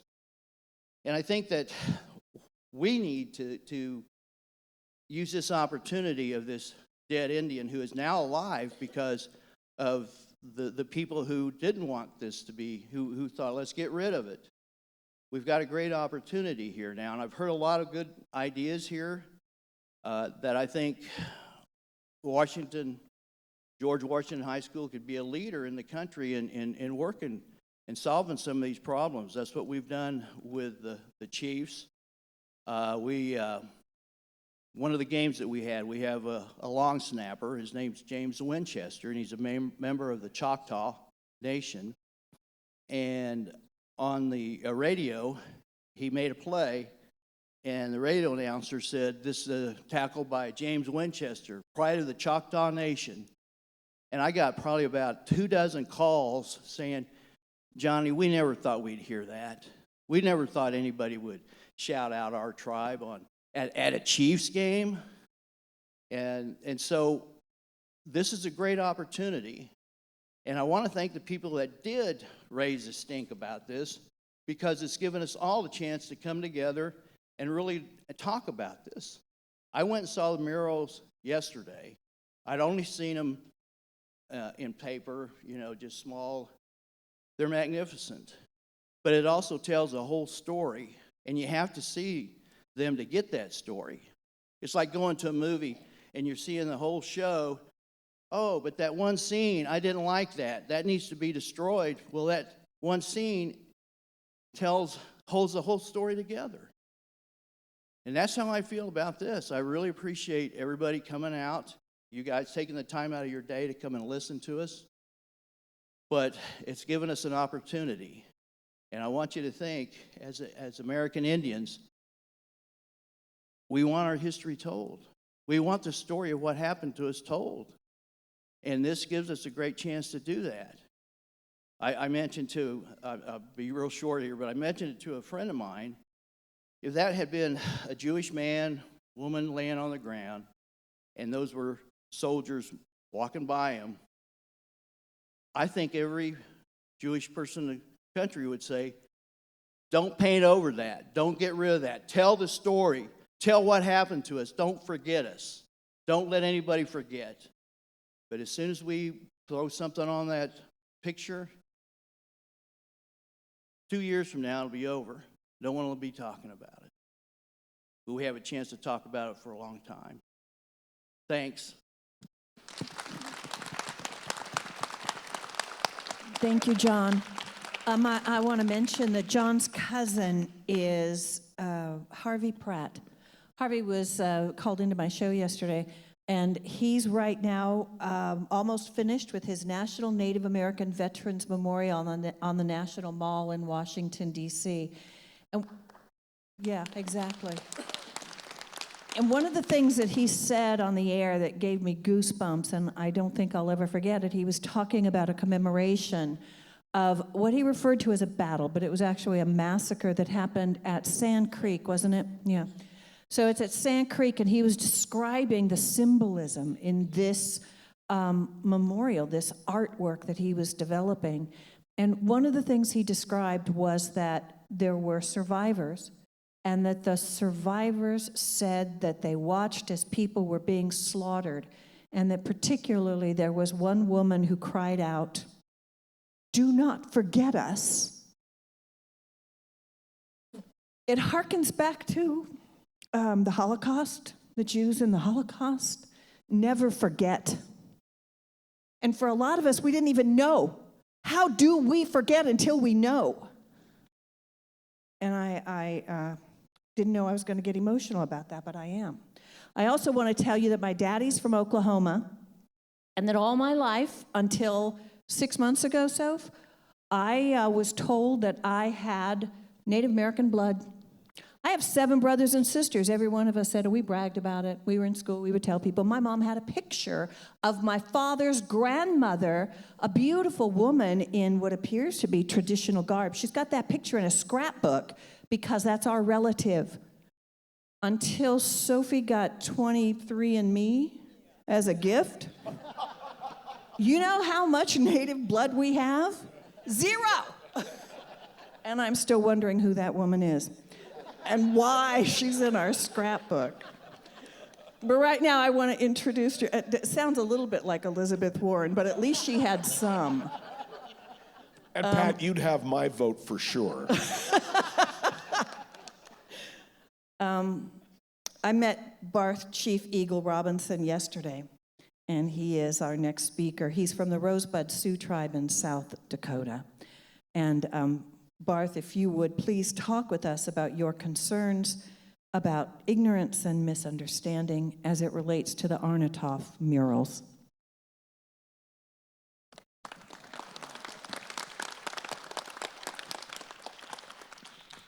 How. I'm a guest here, and I'm honored to be here, to have a voice, and to have this mural have a voice, but also your voice. You know, we say where I come from, there's many voices, and that's the sacred part is in this dialogue and forum is, I want to hear from you, and I know this is a local issue. I come from afar, but when I started looking into this, I saw how powerful it was and how big of an opportunity it is for a high school here in a prominent, affluent area that might not know the issues of what goes on in Indian country. And throughout my life, I've worked on several controversial issues and tried to bring enlightenment to it, and what you would say a win-win, maybe a compromise. And throughout life, you have very few times to do something great, to pivot and have that opportunity. And with myself, I was working, and this comes from a Native American platform, but one of my colleagues here, I reached out to Mr. Tom Ye, who's Taiwanese, American Taiwanese, and I told him, I said, something really powerful happened a couple years ago, but it was in real time when I told him this. I said, Taiwan, you elected a woman president through a democratic process. And I explained how powerful that was through how we gave democracy and refined democracy through the Iroquois Confederation. And we gave that, and it's embedded in our Constitution today. But more importantly, I told them how sacred a woman is in our culture. A woman brought us a pipe, and that was our religion. And I said, even the United States government isn't honoring this. And I was so impressed by President Sioux that the first thing she did when she took office is she got up and she had a reconciliation visit with the indigenous people of Taiwan that they pushed aside when Chiang Kai-shek, after the Communist Revolution, when the Chinese moved to Taiwan. And she honored that. And so I wanted to get a group of Native American leaders to go over and honor her. And I feel that you're at that point today. You could do something so powerful through a curriculum, and you don't realize what you have, and the voice you have. And this artist, Victor Arnautoff, it reminds me of a saying that there was another immigrant artist that carved it's the largest monument in the world, Crazy Horse Monument. He is carved it in the Black Hills. It's a little bit controversial because that's our treaty land. But he says, when legends die, there's no more dreams. And when the dreams are gone, there's no more greatness. And I just want to let you know that your community and you people today have that opportunity to create a public-private institution with the African American and Native American heritage, dreams, and their vision, and share that with the world. And you might be naive to the issues of what's going on in our communities, indigenous communities, but that's the beauty of it, because you come with that clear mind, clear eyes, and blank slate, and with your dreams and visions, you can make that change. And I'd be honored to answer your questions, visit with you. Actually, what we're going to do, if you're done, is, and let's give him a big hand, shall we? Well, I'd just like to say, when ending, Mitakiwe Osan, we are all related. The script, which was carefully prepared, and which you've gone off of. Yes, of course, says that an open discussion with all the speakers is now appropriate, and we're delighted to do that. Pat and I are supposed to moderate, but this is your time. So I, first of all, want to thank all of the panelists. Hey, John, before we go to the questions from the audience, I'd like Dr. Cherney just a minute to make a statement about when George Washington High School was dedicated initially. Oh, great. Dr. Cherney? That wasn't what I wanted to talk about, but just within the last few days, I understand, George Washington High School has been added to the Historic American Building Survey in Washington. The National Park Service approved the documentation, and it was approved on the basis of it being a historic building, by a prominent architect, filled with a wealth of art, including the New Deal art by Arnautoff, the art in the library, the absolutely spectacular frieze at the head of the athletic field by Sergeant Johnson, who is one of the very few African-American artists working in the WPA, and also Dewey Crumpler's murals. Bravo. And the survey even includes some student murals that appear scattered throughout the building. Thank you. Good. So what we like to do, there are microphones on either side, and those of you who have questions, please line up and let's have those questions. And we're delighted. May I just also add on a personal note? There's one right here and one right over there near the stage. I just want to add on a personal note, I have been president of the Alumni Association since 1974. I've been involved repeatedly, and I've never been as proud as I am today of this gathering and this discussion, and I want to thank you all for that.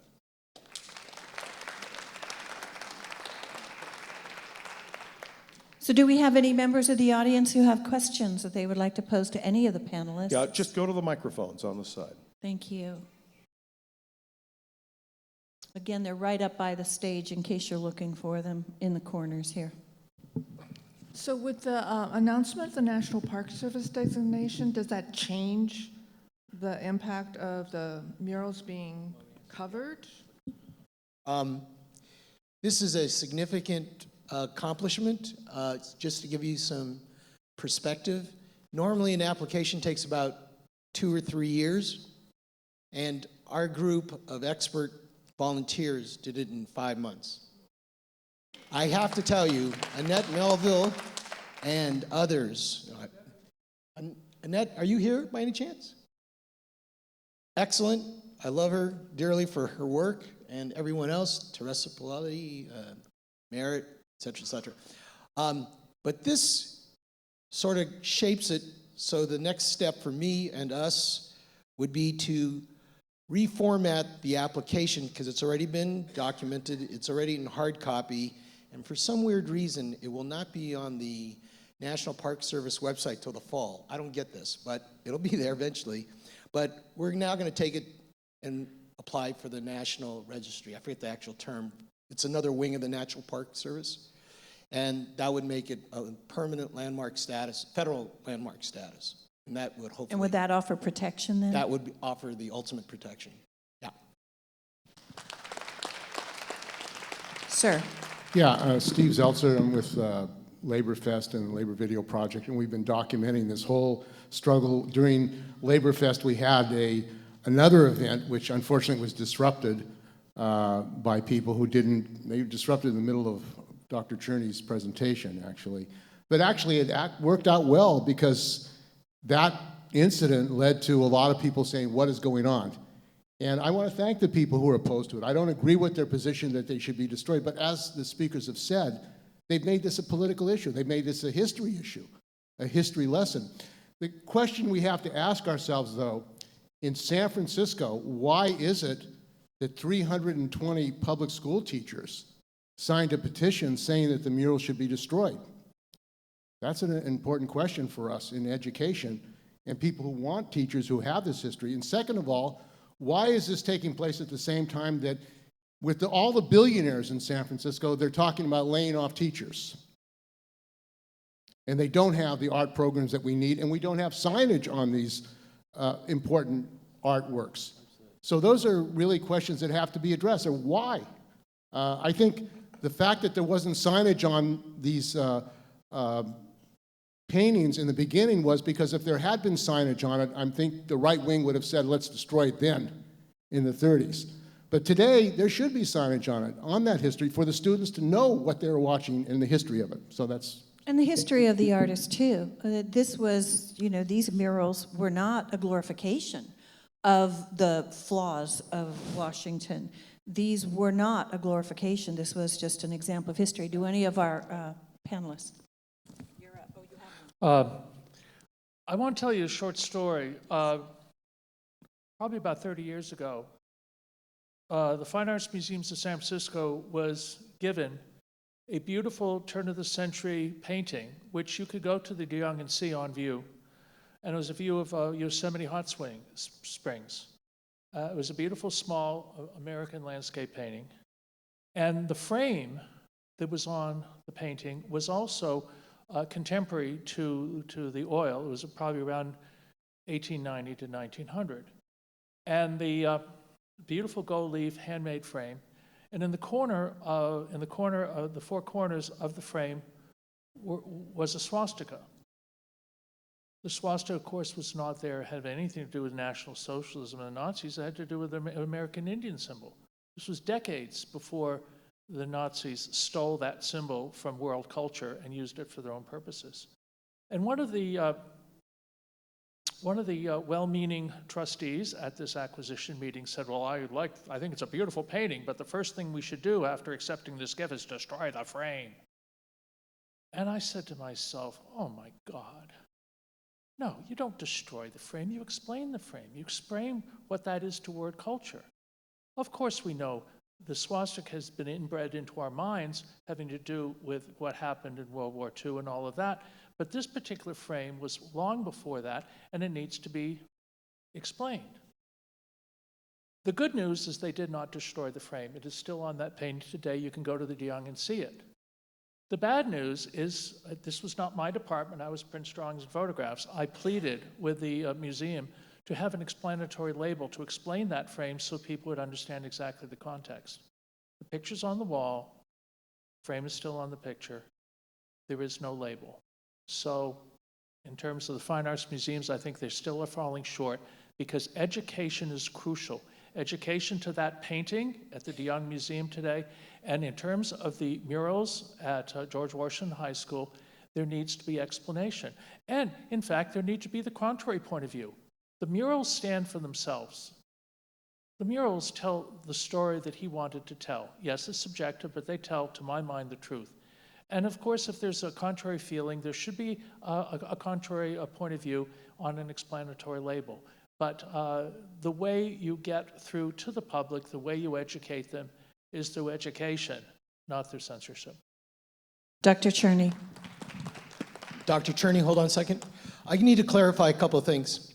There's been discussion about signage for the murals, and this current board has either ignored or is ignorant of the fact that previous boards had already said there should be signage up on those, I would say in the 70s, I believe, in the early 80s, and they never did this. So it's not like they haven't been told. We had this documented in documents that said that we should put these up, and they never did. And so think about what that means. Well, I was going to say some of that, but that's fine. That's fine. I did want to thank Steve Zeltzer for all of the work he has done on this issue. He's really been a very important supporter for saving the murals. And to slightly expand on what Lope just told you, Zaretta Gooseby, who was the first African-American to serve on the San Francisco School Board, worked out through negotiations with the students in the late 1960s a compromise. And part of that was that there would be additional murals. And part of it was that there would be signage that the students would help to create. And it's now 50 years overdue for the school board to keep their part of that bargain. Sir. Oh, hi. My name's Ben Wood. I just wanted to first say that I'm in favor of keeping the murals in view, and I know a lot of you guys, and I appreciate you having this event. But I also want to offer a little critique. I think that it could have been possible for you to include local Native people. There are local Native people here in the audience who haven't been acknowledged by those people that were invited or acknowledge them. So I think it's appropriate to get their point of view and to acknowledge their presence. Ben, I want to thank you. I do want everybody to know that one of the leaders in this effort, and you saw his picture in the Chronicle online edition, is Tamaka Bailey, who has been in the forefront of this effort. His mother has been ill, and he is not here today, because of that, but he would have been the local person with whom we are most familiar. We have local Ohlone people. Oh, wonderful. People of Ramaytush Ohlone heritage and other Ohlone heritage here. And I think that it's really important to first acknowledge the folks from that group and have them weigh in and participate in this process. We agree. Can I also point out, Ben, who is a leading artist here in San Francisco, has been working on an interpretive project for the murals to make them come alive. And I won't have you explain it now unless you want to spend a minute on it, but Ben has been absolutely phenomenal, and we appreciate everything you do. Right, yeah, no, I understand that. I'm grateful. But anyway, I just wanted to offer that critique. I'm in favor of what you're doing, but it would be great to have other Are those voices. people here, Ben, that we can get them to speak now? I don't know if they'd be willing to participate. You know, it's up to them. The question is, can Ben explain his concept? So there's various approaches that you could have to mediate the murals, either through having other artists participate, those from potentially from Precita eyes, or those of younger artists, artists who feel marginalized and alienated by the murals, to have them augmented in some way, either by creating a work of art or to have some augmented interpretation of the murals, or to have a projection or interactive or video installation in conversation with the murals, in order really to bring out the issues that folks are really feeling and feeling affected by the stories in the murals, in order to bring them to life and have a discursive, more critical view of what's going on in the murals. And that's what Ben has been working on, and we want to continue working with you on that. Right, Ben. right. Thank you. Let me say that I made this point about updating the murals by maybe removing that statue of George Washington into somewhere else in the school, and putting a kiosk, a digital kiosk, a digital framework in that corner, so that students could interact with it on their phones and also on the screen, that would really tell contemporary stories as well as explain the mural, so that there's an updating of both technology. So muralism sort of is still a part of the 20th century, but digital muralization is important too. And maybe in that way, there could be an ongoing changing dialogue that changes over time and is not trapped in the solidity of the wall space. And in that way, I think that would be a great addition, and I've made that point on several occasions. Yeah, I think that there's 13 separate murals. It's not just the one mural, as Robert says, and it would be great to have different groups, as you've done, Dewey, participate in reflections on each separate, or a number of those separate murals, the 4 major murals. The indigenous, the mural depicting an indigenous warrior laying face down has not yet been addressed, and it needs to be addressed in some way, whether that's by interpretive panels. I totally disagree with that, because I designed the mural that I made 50 years ago, so that immediately as you walk through the door, you are greeted with a Native American holding up Turtle Island, and is not in any way lying down. Right underneath him is contemporary Native American warriors that took over Turtle Island, and they are there. And he is a archetype, and that came out of arguments by students who wanted that relationship. So everything that's in that mural, in Arnautoff's mural, is addressed in the murals I made. Now, the contemporization of that, because every generation wants to include their voice, and that's why I'm saying you could change that. But I disagree. That Native American is part of the reason the murals that I made were made, because the African American students were not just concerned about those slaves, but they were concerned about the way Native Americans were depicted. And that's how the other panels, both the Latin American panel and the Native Asian American panel was created. They were direct relationship to some of the problematics of the murals the problems that were invoked by Arnautoff's mural. So I don't agree that they weren't addressed. The problem is that they weren't addressed with the information that was provided by me in a key that explained everything in my murals that was to be placed in the school. And they refused to do it because my having painted the murals cooled down the controversy for 43 years. So that's what happened. But I took that Native American relationship extremely seriously. And to this day, I give homage to the peoples whose land I stand on. And that was absolutely the case when I was a kid and made those murals. Thank you. Ma'am?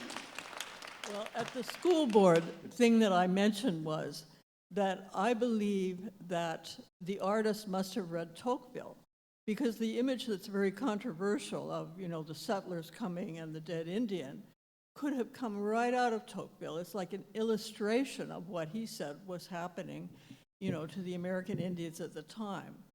In the first place, that he was at the Mississippi when the Choctaw arrived, and his description of it is like the Armenian Death March. It's just, tragic. He's understood to have really understood our culture and history and what was happening at the time better than we do. And he had an insight, which I would never, until I read it, have even thought of, in which he said what happened to the American Indians, it was astonishing because it was like this bloodless removal. And what happened was that the settlers moved onto the land and they destroyed the economy just by being there. The animals left or died, went west, and the Indians had to move west or starve to death. And so we had all of these treaties, the bloodless treaties and so forth, And if people understood it that way, it's like this wonderful insight. Those are not exactly what you would call heroic figures. They're, this abstract force is the way he depicted them, Now, when I went to Washington, I would have to say the only insensitive word I ever heard when I was there was meet us at the DI, that kind of thing. But other than that, which is not okay, nobody thought about it then, that was a school that was like the beacon on the hill of racial, you wouldn't even say racial understanding, whatever, all togetherness. It was a coach who was the principal at the time, and we were not taught brotherhood or, what would you say, non-discrimination, whatever. We were taught we were perfect. We're all one. We're all here together. Not one person would ever have dreamed of saying anything or even thinking anything negative about the other people. We're all one. Our stars, our star, athletes, our star singers, whatever they were, or our officers in the class officers, the school officers, everybody, we never thought about, or the kids we hang out with, we never thought about that we should be like in racialized groups. I was horrified going to the school board hearings, it was like going to a Trump rally. It's like having gone from what was perfection, you know, absolute perfection, to having gone to this encouraged by educators. You know, and when they could be using the opportunities, as I mentioned to them, like having people from the outside, apart from the teachers teaching history, which would be a good thing. I have to say our history books were not very enlightening at the time. I became a history major and then, you know, understood more. But they could have people from the outside, like the Spanish teacher when I was there had somebody come in from a consulate who told us about the suffering of the Palestinians and about, you know, the greatness of Arab Spain, and it made a mark on me that I can never forget. You know, I cannot tolerate, you know, the kind of you know, horrific prejudice against people who are Muslim and so forth. You know, and all they have to do is things like that instead of whipping up this kind of racialized stuff. My final comment is the worst idea in the world is having an initiative, you know, a ballot measure. Worst idea, because that's just going to add, you know, all of this kind of racialized stuff, the animosity, and some of our elected officials, especially under ranked choice voting, are like, what would you say? They were elected by practically nobody, you know, and they're not exactly the greatest minds, and they're going to be having to choose sides. And what sides are they going to choose, you know? I mean, the ones who are saying that right now, the elected leaders who are saying right now that we need to get rid of the NAACP leadership and stuff like that, you know, we're just going to have a whole lot of unnecessary, horrific, racialized stuff that could be avoided. We could not lose in court. And it is, you know, not impossible you could lose this other way, and at least it will create a lot of, you know, like all our political leaders having to choose sides, and are they going to want to choose sides against, you know, these poor, sensitive, you know, injured people? Can I just say, as a disclaimer, we have never wanted this politicized, nor do we want it politicized. And the talk which you hear of the possibility of a ballot measure in November of 2020 is our hope that this forum will provoke our elected public officials to reconsider so that the recourse for saving the murals goes back where it belongs, in the hands of the Board of Education, and we hope they do the right thing. I just want to say that sometimes when you have a situation like this, rather than seeing rancor and anger, miscommunication, you try to look at a situation, a controversy, which we have here, and try to come to some positive solution. I made not one, not two, but 3 calls and conversations with the Chief of Staff, Amir London Breed. And I said, rather than see what the school board had done is tentatively schedule hundreds of thousands of dollars, which the school board cannot afford, to work towards the destruction of these murals. And I might add, I might make a very important point, that this idea that they've come up with this compromise to only board them up, that was not a compromise with the members on the stage here. That was a compromise with themselves. That's not a compromise, that's a retreat. They got so much heat on them. But back to the Chief of Staff, I spoke with the Chief of Staff and I said, you know, your boss, the mayor of San Francisco, her job is, you know, the mayor of San Francisco is supposed to take people in a room quietly, behind closed doors, not publicly, and work out a solution. As you all probably know here, Mayor Breed hasn't taken a stand.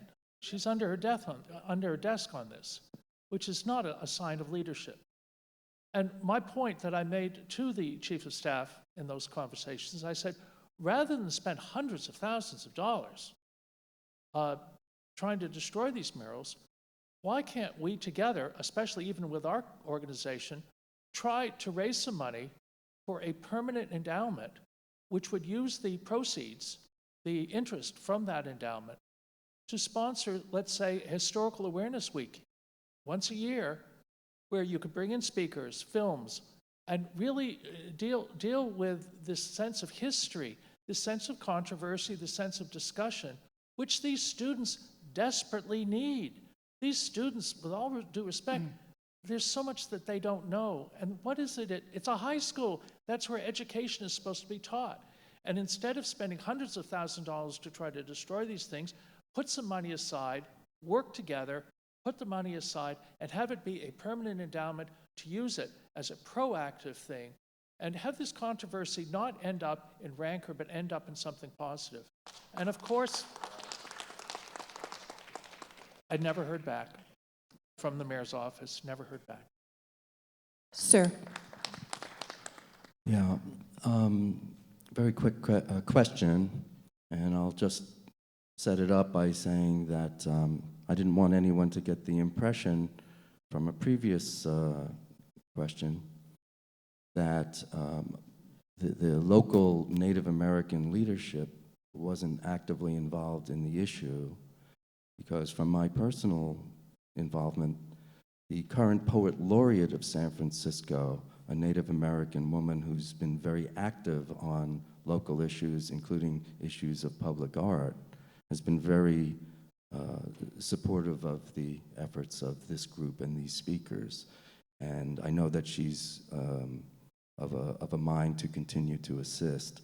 And so in light of that, and this whole evolution of public awareness on the issue, my question to the panel is, where do you think the political winds are blowing at the Board of Education? They took one position, they took another position, things are evolving, national recognition of the historic importance of the art is there. Politics is a moving target. There are elections coming up. I'd like to ask those with political experience on the panel where they think the mindset of the current board members are. I think that's you, Matt. Well, I think it's a really challenging issue. To Robert's point about the mayor, though, I want to defend Mayor Breed for a moment, which I have probably never done. You know, she's not required to take a position on this matter. Robert's correct to say that she could play a role in trying to bring a resolution of the matter. She may have chosen not to because she is undecided in what side she's taking. Or she could very well believe that the school board, that this is a matter properly to be decided by the school board, that it's not something for the Board of Supervisors or the mayor to decide. I don't know enough about the current membership of the Board of Education to really answer your question. I will say this, though, that my own personal experience in politics, how to say it, you know, there are many times that I found myself staying up late, poring over some audit of some city department, or having, 3-4 hour long meetings, trying to get something right about what should happen in the fire department, at the Public Utilities Commission, what have you. Nobody ever calls you up after those meetings to say, Matt, thanks a lot for, putting in all those hours on that issue that you may have no interest in personally, but the obligation to serve includes working on issues that maybe you don't know that much about and you have to get up to speed. This particular issue, I know, affects politicians when people feel so strongly about something that they put together a group of people to lobby on an issue. It is very hard to stand up to that group and to say, I'm not in agreement with that, or I'm not sure about that. I remember when I was on the Board of Supervisors, the Police Officers Association came to my office because they wanted to adjust their retirement benefits. And they wanted to be able to get something like 85 or 90% of their pay at retirement at the age of 55 or something like that. And I said, wow, I mean, is this even financially feasible? And they said, oh, yes, we have the actuarials. I said, well, where are they? And they said, well, we'll get them to you. I said, okay. I was the only public official in San Francisco that did not support their measure. Everybody supported it. I did not even actively campaign against it. I simply didn't, I hadn't seen the evidence that it was viable. They sent mail to District 5 that I represented, that included the Western Addition and Haight-Ashbury, telling my constituents that I opposed public safety. Not that I had stood up to ask a simple question of where are the actuarials. The moral of the story being, I think it's that kind of pressure of the crowd that causes some people to fear having more openness to trying to reach a resolution. I think the responsibility lays with the Board of Education to come up with a solution. Thank you. May I add something to? Yes. To that? Yes. Enrique. Thank you. I think one thing to keep in mind is censorship is based in context. Censorship in a dictatorship, in different countries, in different places, might take a very different form than censorship in countries that see themselves as liberal democracies. And what's happening with censorship, like in our country, is that it takes more subtle ways.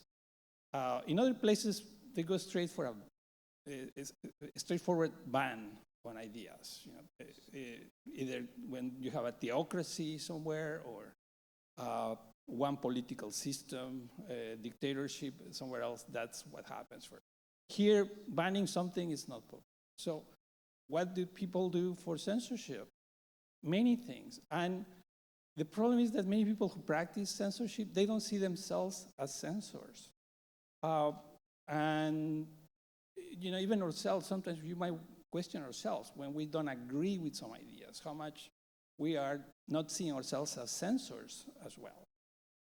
But it takes so many subtle forms and even creative forms that we have to be aware of. Censorship for me, it could be, and there is actually, I wanted to mention this, a National Coalition Against Censorship. You could look for them online. They have a scary list of things that are practiced in censorship in this country, among other places. And also they have and that's very scary because when you read it, it's like they are telling people how to censor people. But the second half is a manual for freedom of expression. So I highly recommend this, the National Coalition Against Censorship. Among many things they list that censor in a very subtle way is people that go, oh, you have to have a balanced discussion. That happens in places like public radio. You have to have a balanced discussion. You have to invite both sides. Otherwise, you won't have a chance to say your point of view. In other places, it's triggers. This whole issue happened because of a trigger. So that's very much used as a form of censorship. Another form of censorship would be the children.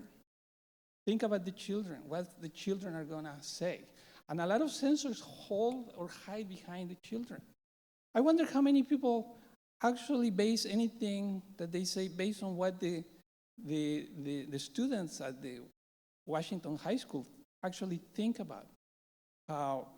Apparently, I mean, I saw at least pictures of some students that they don't even care about the mural. They were reading their cell phones. Like here, I mean, they don't even look at the murals. But anyways, triggers and children are forms of censorship. Funding is a great source of censorship. That keeps a lot of institutions really worried, major institutions. I mean, you could talk about the Metropolitan Museum, the Museum of Modern Art, all of them. Their board of trustees are more afraid of losing funding than being afraid of being too apolitical in the art they represent.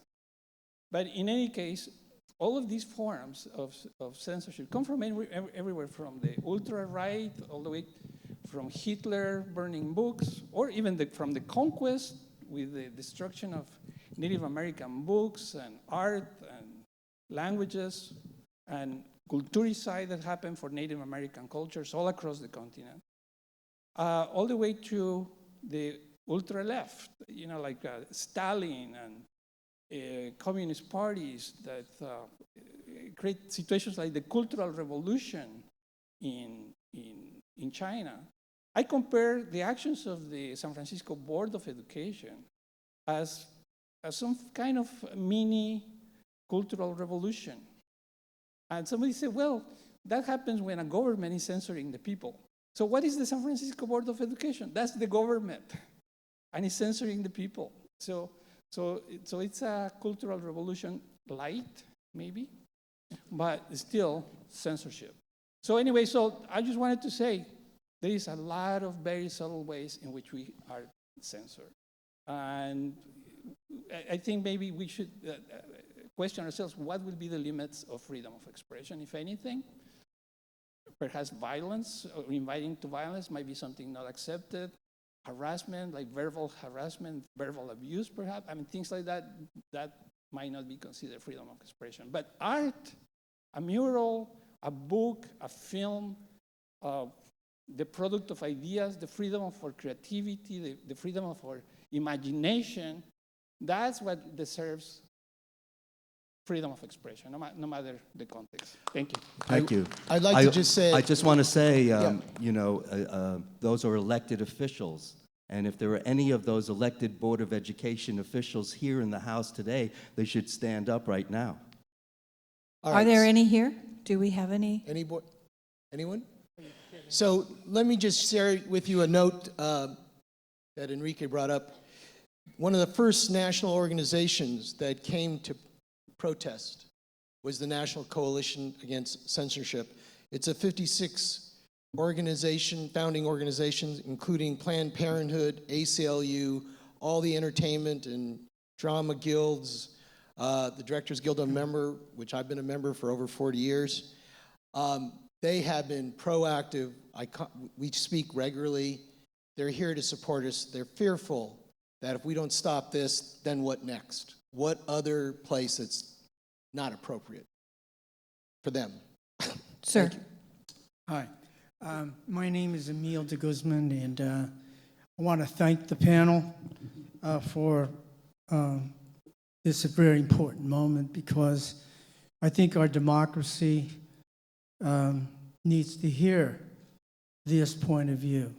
Our country is faced with incredible challenges, and I think all of us all know about it, but I think that enlightenment, the education, our constitutional right of freedom of expression are very key to pass on.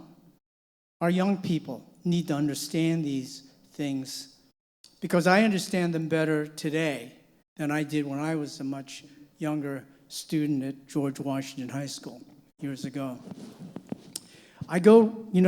Our artists are really, to me, the real historians. And I say that because I go to a lot of the museums and I see the artists and what they've painted. And there are a lot of things that I've seen that I don't agree with, but it was at the times in which they wrote or they painted or produced their work that just captured that moment, that period when they were painting. And so, it's important to really put all this in perspective, because there's so much more work to do.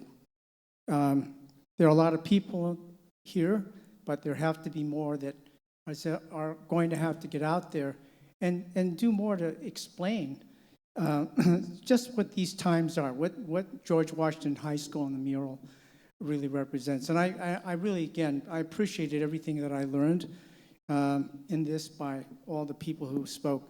One thing I do want to ask is what about this city? What are we going to do to try to turn this around with the Board of Education? And what do you have in mind in order to be able to get maybe the voters involved in order to turn this decision around? Or is it necessary, given some of the awards that I think that were mentioned on the designations, level? right? Yeah. Does that in any way sort of mean that the Board of Education's position is not.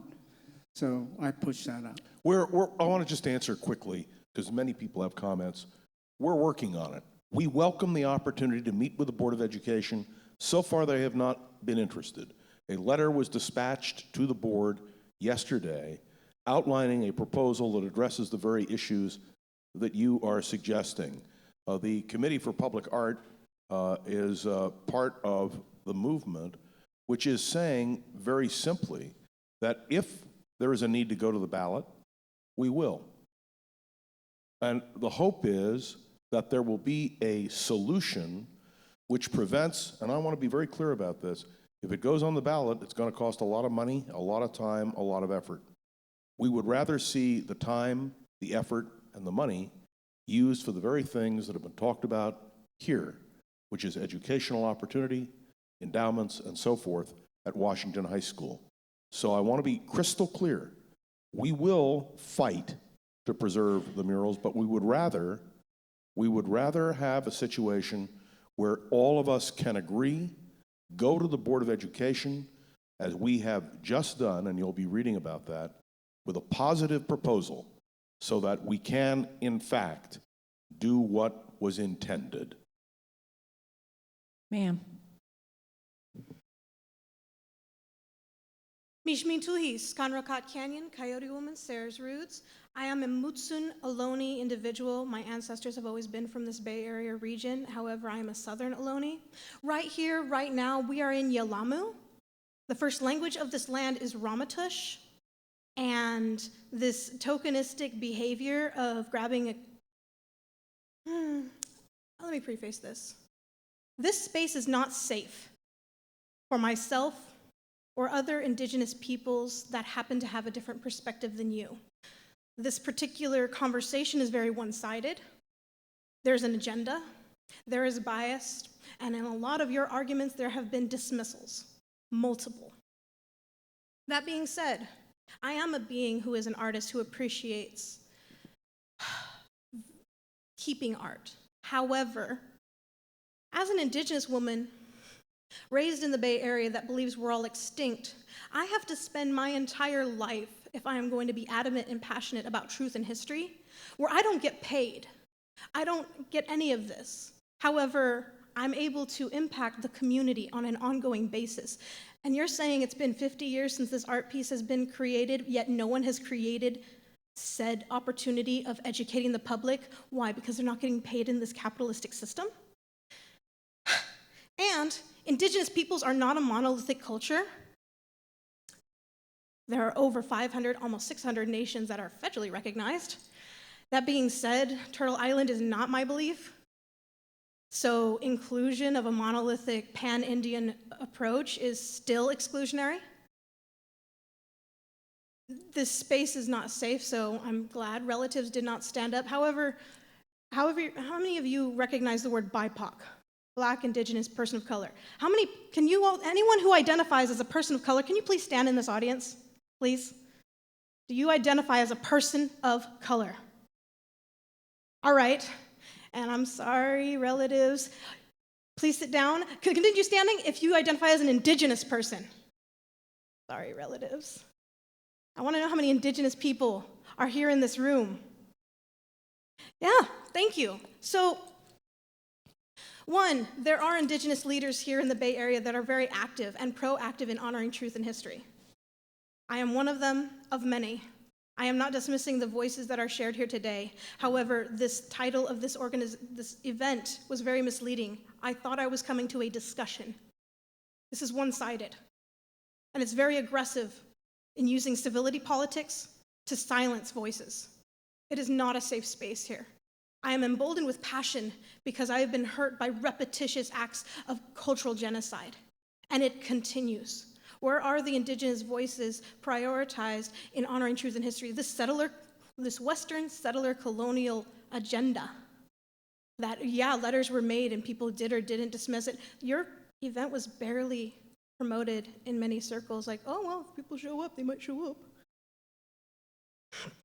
So I ask you, When you're talking about preservation of this and the hopes of truth and history be shared, be it kiosk, I love augmented design and art. I can get so many ideas of like, find the blah, blah, blah in this, have a treasure hunt in this, use your mobile device and find this image here, and here's a big narrated conversation, record someone talking about it on site, have amazing VR footage, all of these opportunities, why don't they exist? 50 years, why haven't the students in that school been educated about it in the way that we keep hypothesizing and projecting? Do it. But at first, can you honor truth and history of this space and place?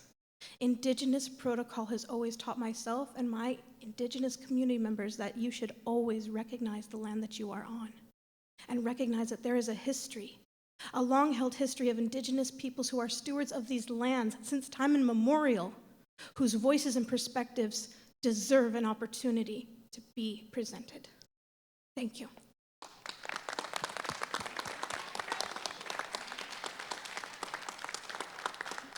Would anyone like to speak? Okay. Thank you so much for your passionate and honest opinion and feelings. I agree with you so much that the target, to a great extent, that you have raised goes directly back to previous and current school boards that have not pushed for a proper agenda of teaching these histories. These murals are just a touch of what needs to be done. I mean, as Dewey Crumpler said earlier, there's so much about America that is good, but there's so much about America that has sadness about it, has mistakes that need to never be forgotten. A few years ago, I organized an exhibition I don't think I could have ever organized at the Fine Arts Museums of San Francisco. It was an exhibition of Ansel Adams. But the exhibition I wanted to do was not an exhibition they would have wanted to do. They would have wanted an exhibition about Ansel Adams' beautiful photographs of Yosemite. That's not the exhibition I did. My exhibition was the photographs that Ansel Adams did of Manzanar when he went up there and took photographs of the Japanese American camps. And that is a piece of history that most people don't know about. Ansel Adams took those photographs and he was censored. He couldn't show the barbed wire. He couldn't show the turrets. He couldn't show the guards. And you know what he did? He showed the pictures of the Japanese Americans in Manzanar being American citizens, publishing a newspaper, playing baseball, growing crops, showing them that they were not our enemy, they were our citizens, they were our fellow citizens. He published a book during the war in 1944 called Born Free and Equal to tell the story about what was happening to these people. It was before the war was over, it was 1944. The book was burned. He was called a Jap lover, Ansel Adams. We know about Ansel Adams as the great conservationist. But Ansel Adams was a great hero in trying to tell the truth and trying to get that story out. That's the sort of story that should be part of the curriculum of the San Francisco school system. They should know about Ansel Adams, the conservationist, but they also should know about Ansel Adams, the man that stood up for the Japanese American citizens during the war. Franklin Roosevelt was one of the great presidents of the 20th century, but he has this terrible mark on his record, which deserves to be there, about his horrible miscalculation and mistreatment of these fellow citizens. And you can say the same thing about what happened to African Americans in the history of this country and Native Americans.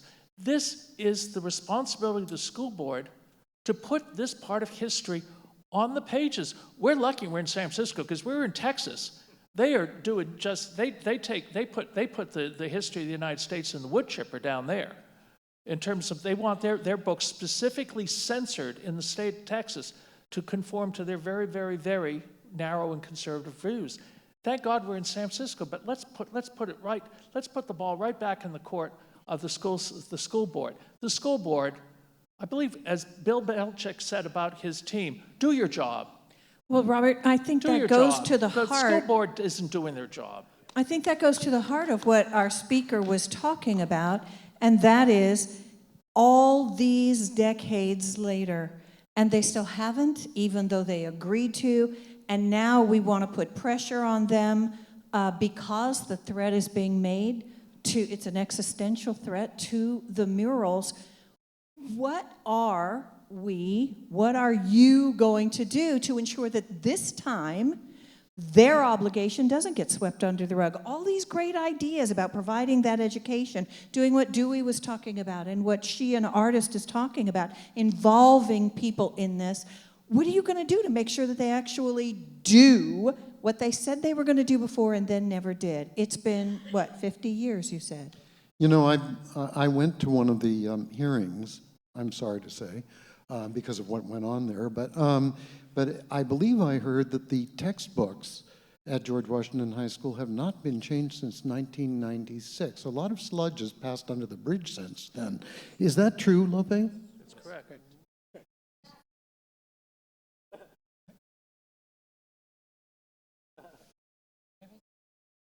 Yeah. I just want to add to, and thank you for your participation. I think that was very powerful.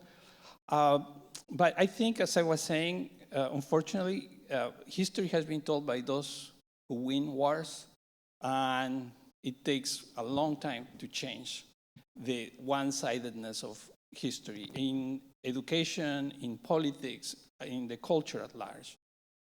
Personally, I also did my DNA thing. I'm 51% Native American. I didn't know until recently. The rest is a mix of Spaniard, Jewish, Arab, Southern Asian, Eastern Asian, and whatnot. My ancestors were promiscuous. They mixed with everybody. I didn't have any problem with it, I guess.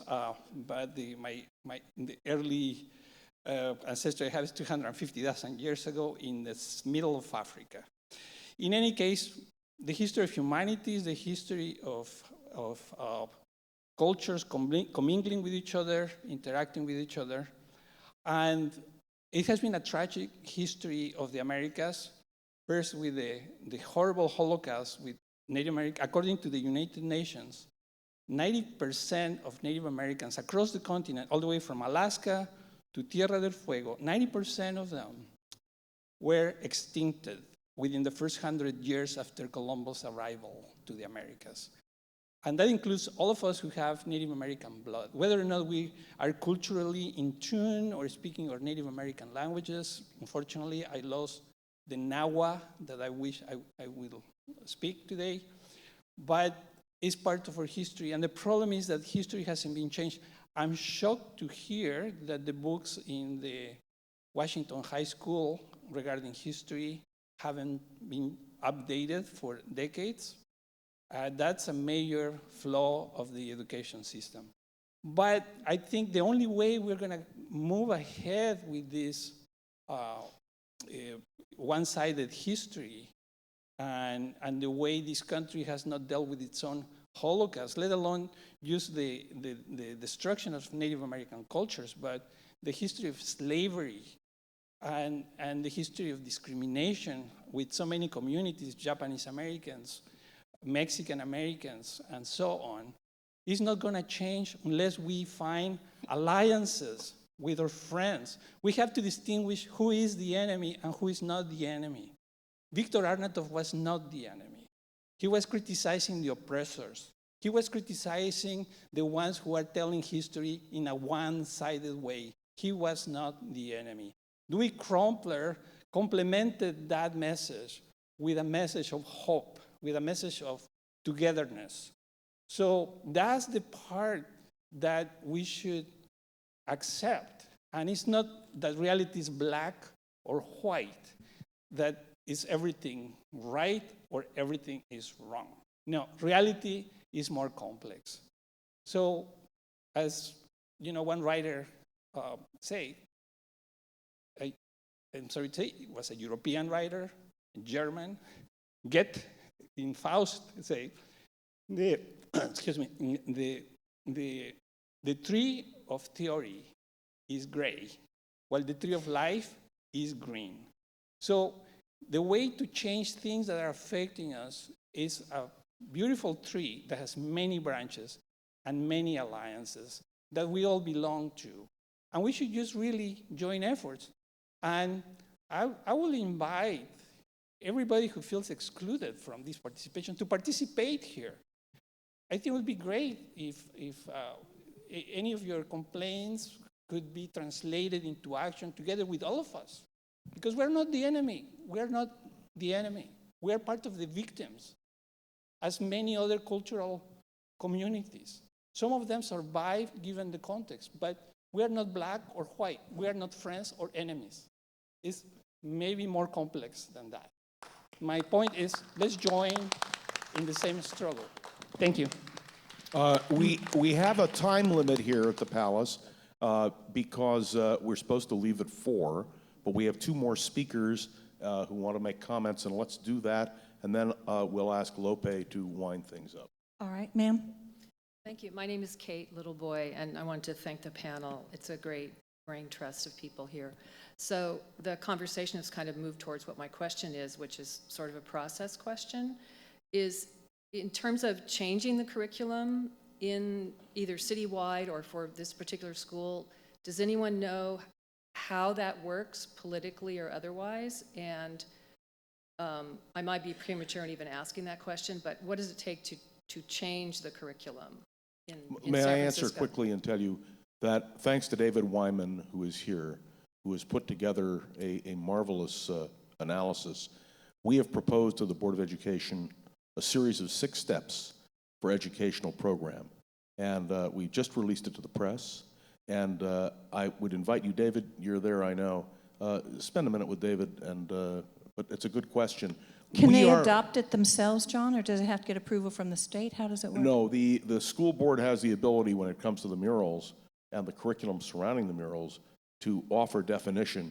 And if you go back to the 1970s and 80s, the school board did, in fact, mandate certain things, and then they forgot about them. But I appreciate it, and we're going to work on that. And believe me, the letter went out this week, so I'm hoping we get a response. I know there's a last comment over here. Thank you. Go ahead, Cynthia. Okay. I want to thank you and honor the board or the panel today. It was really enlightening. And we are talking about education, and mine's similar to her comment. As an alumni of George Washington High School, I really felt honored to walk by the murals. They were absolutely gorgeous. Every day we walk through those doors. However, what I felt was missing was nobody ever addressed them. And I'm wondering if there's any way in the education process, when a first-time freshman, sophomore, whatever, comes into the school and they go through an orientation, had anybody ever thought to include just mentioning the murals? Because no one ever did do that. And they existed there for the whole 4 years I was there, and no one spoke about them. And I would like to see it addressed in orientation, and I'm not sure if that can be done. So Cynthia is a classmate of mine. In the current letter that we sent to the school board, the 6-point plan had suggested that orientation for freshmen or transfer students and do annual educational updates, bringing people like that's on the stage today, talking about things that we discover. Because yesterday at the radio station, we all learned stuff we didn't know prior, and we thought we were pretty smart. And so I welcome that. I mean, I'm not trying to tell us this is one way only. Let me It say could avoid one a great thing deal of about misunderstanding. At the dedication of the murals that I made in 1974, when they were dedicated, I spent about 3 minutes discussing how important it was for that suggestion to be taken seriously by the school board and George Washington High School, And I was told that they were going to use the murals as a way of introducing students to the curriculum of the school, because I made it clear that they should take the key that I made to explain my murals, and that they should use the history that Arnautoff articulated to make an explanation for his mural, and that it should be permanently placed in a plaque or something like that. And they ignored that. So, you know, your point, as well as the previous point of the person who spoke to the difficulty of representation, you know, the school board and the school itself really has to take young people's education much more seriously. Yes. And George Washington High School is going to continue to have this problem, as is many places, as the browning of America continues. Well, it was an assumption to me that they figured we understood what those murals were about. And Yes. having come from a Japanese American background, we've had our own experiences. Right. But I am not insensitive to the indigenous people. My son's grandmother was 50% Coos. And so I'm very, very serious about this, and I've tried to, we've talked about it ourselves at home. But the students themselves need a little orientation about the beauty of this school and what it's about and the artwork that's there for them to enjoy. So Thank you. I'm going to conclude Thank this. you. Thank you very much, Cynthia. It went quick. It was faster than our show yesterday. I want to thank you. I want to thank the entire, let's say, the Palace of Fine Arts, the board that allowed us to come, the incredible streaming crew that you don't know about, but they're there. Thank you, thank you, thank you. My illustrious, great speakers, all of them. And I want to thank everyone who's watching on the internet. And I would like to say one thing. I want to show you an ironic thing about this project or this issue. I'm going to quote you a brief little part of Dianne Feinstein's letter of September of 2019. Now, you know, she's our senior senator. She's also more moderate Democrat, if you will. And the reason why I bring this up is that our dear friend and alum, Danny Glover, is a Bernie Sanders guy, right? That's why he's not here. So I just thought it was kind of funny that you'd have a standing, seated senator who quotes Danny Glover in her letter. Isn't that kind of wild to think that? And here it is. This is just the last paragraph or so. Danny Glover, one of George Washington High School's best-known graduates, was quoted today in the Examiner. Here's his quote. "To destroy them or block them from view would be akin to book burning. We would be missing the opportunity for enhanced historic introspection this moment has provided us." Back to Senator Feinstein. "I strongly agree with his feelings about these murals. It also bears the question of what art or written word will be next." Powerful to me. I hope you go through the required environmental process. Time will bring a greater level of rationality to this discussion, and the board will see these murals for what they are, a rendition of American history that we must learn from and never repeat. On behalf of the George Washington High School Alumni Association, have a great afternoon. Thank you very much.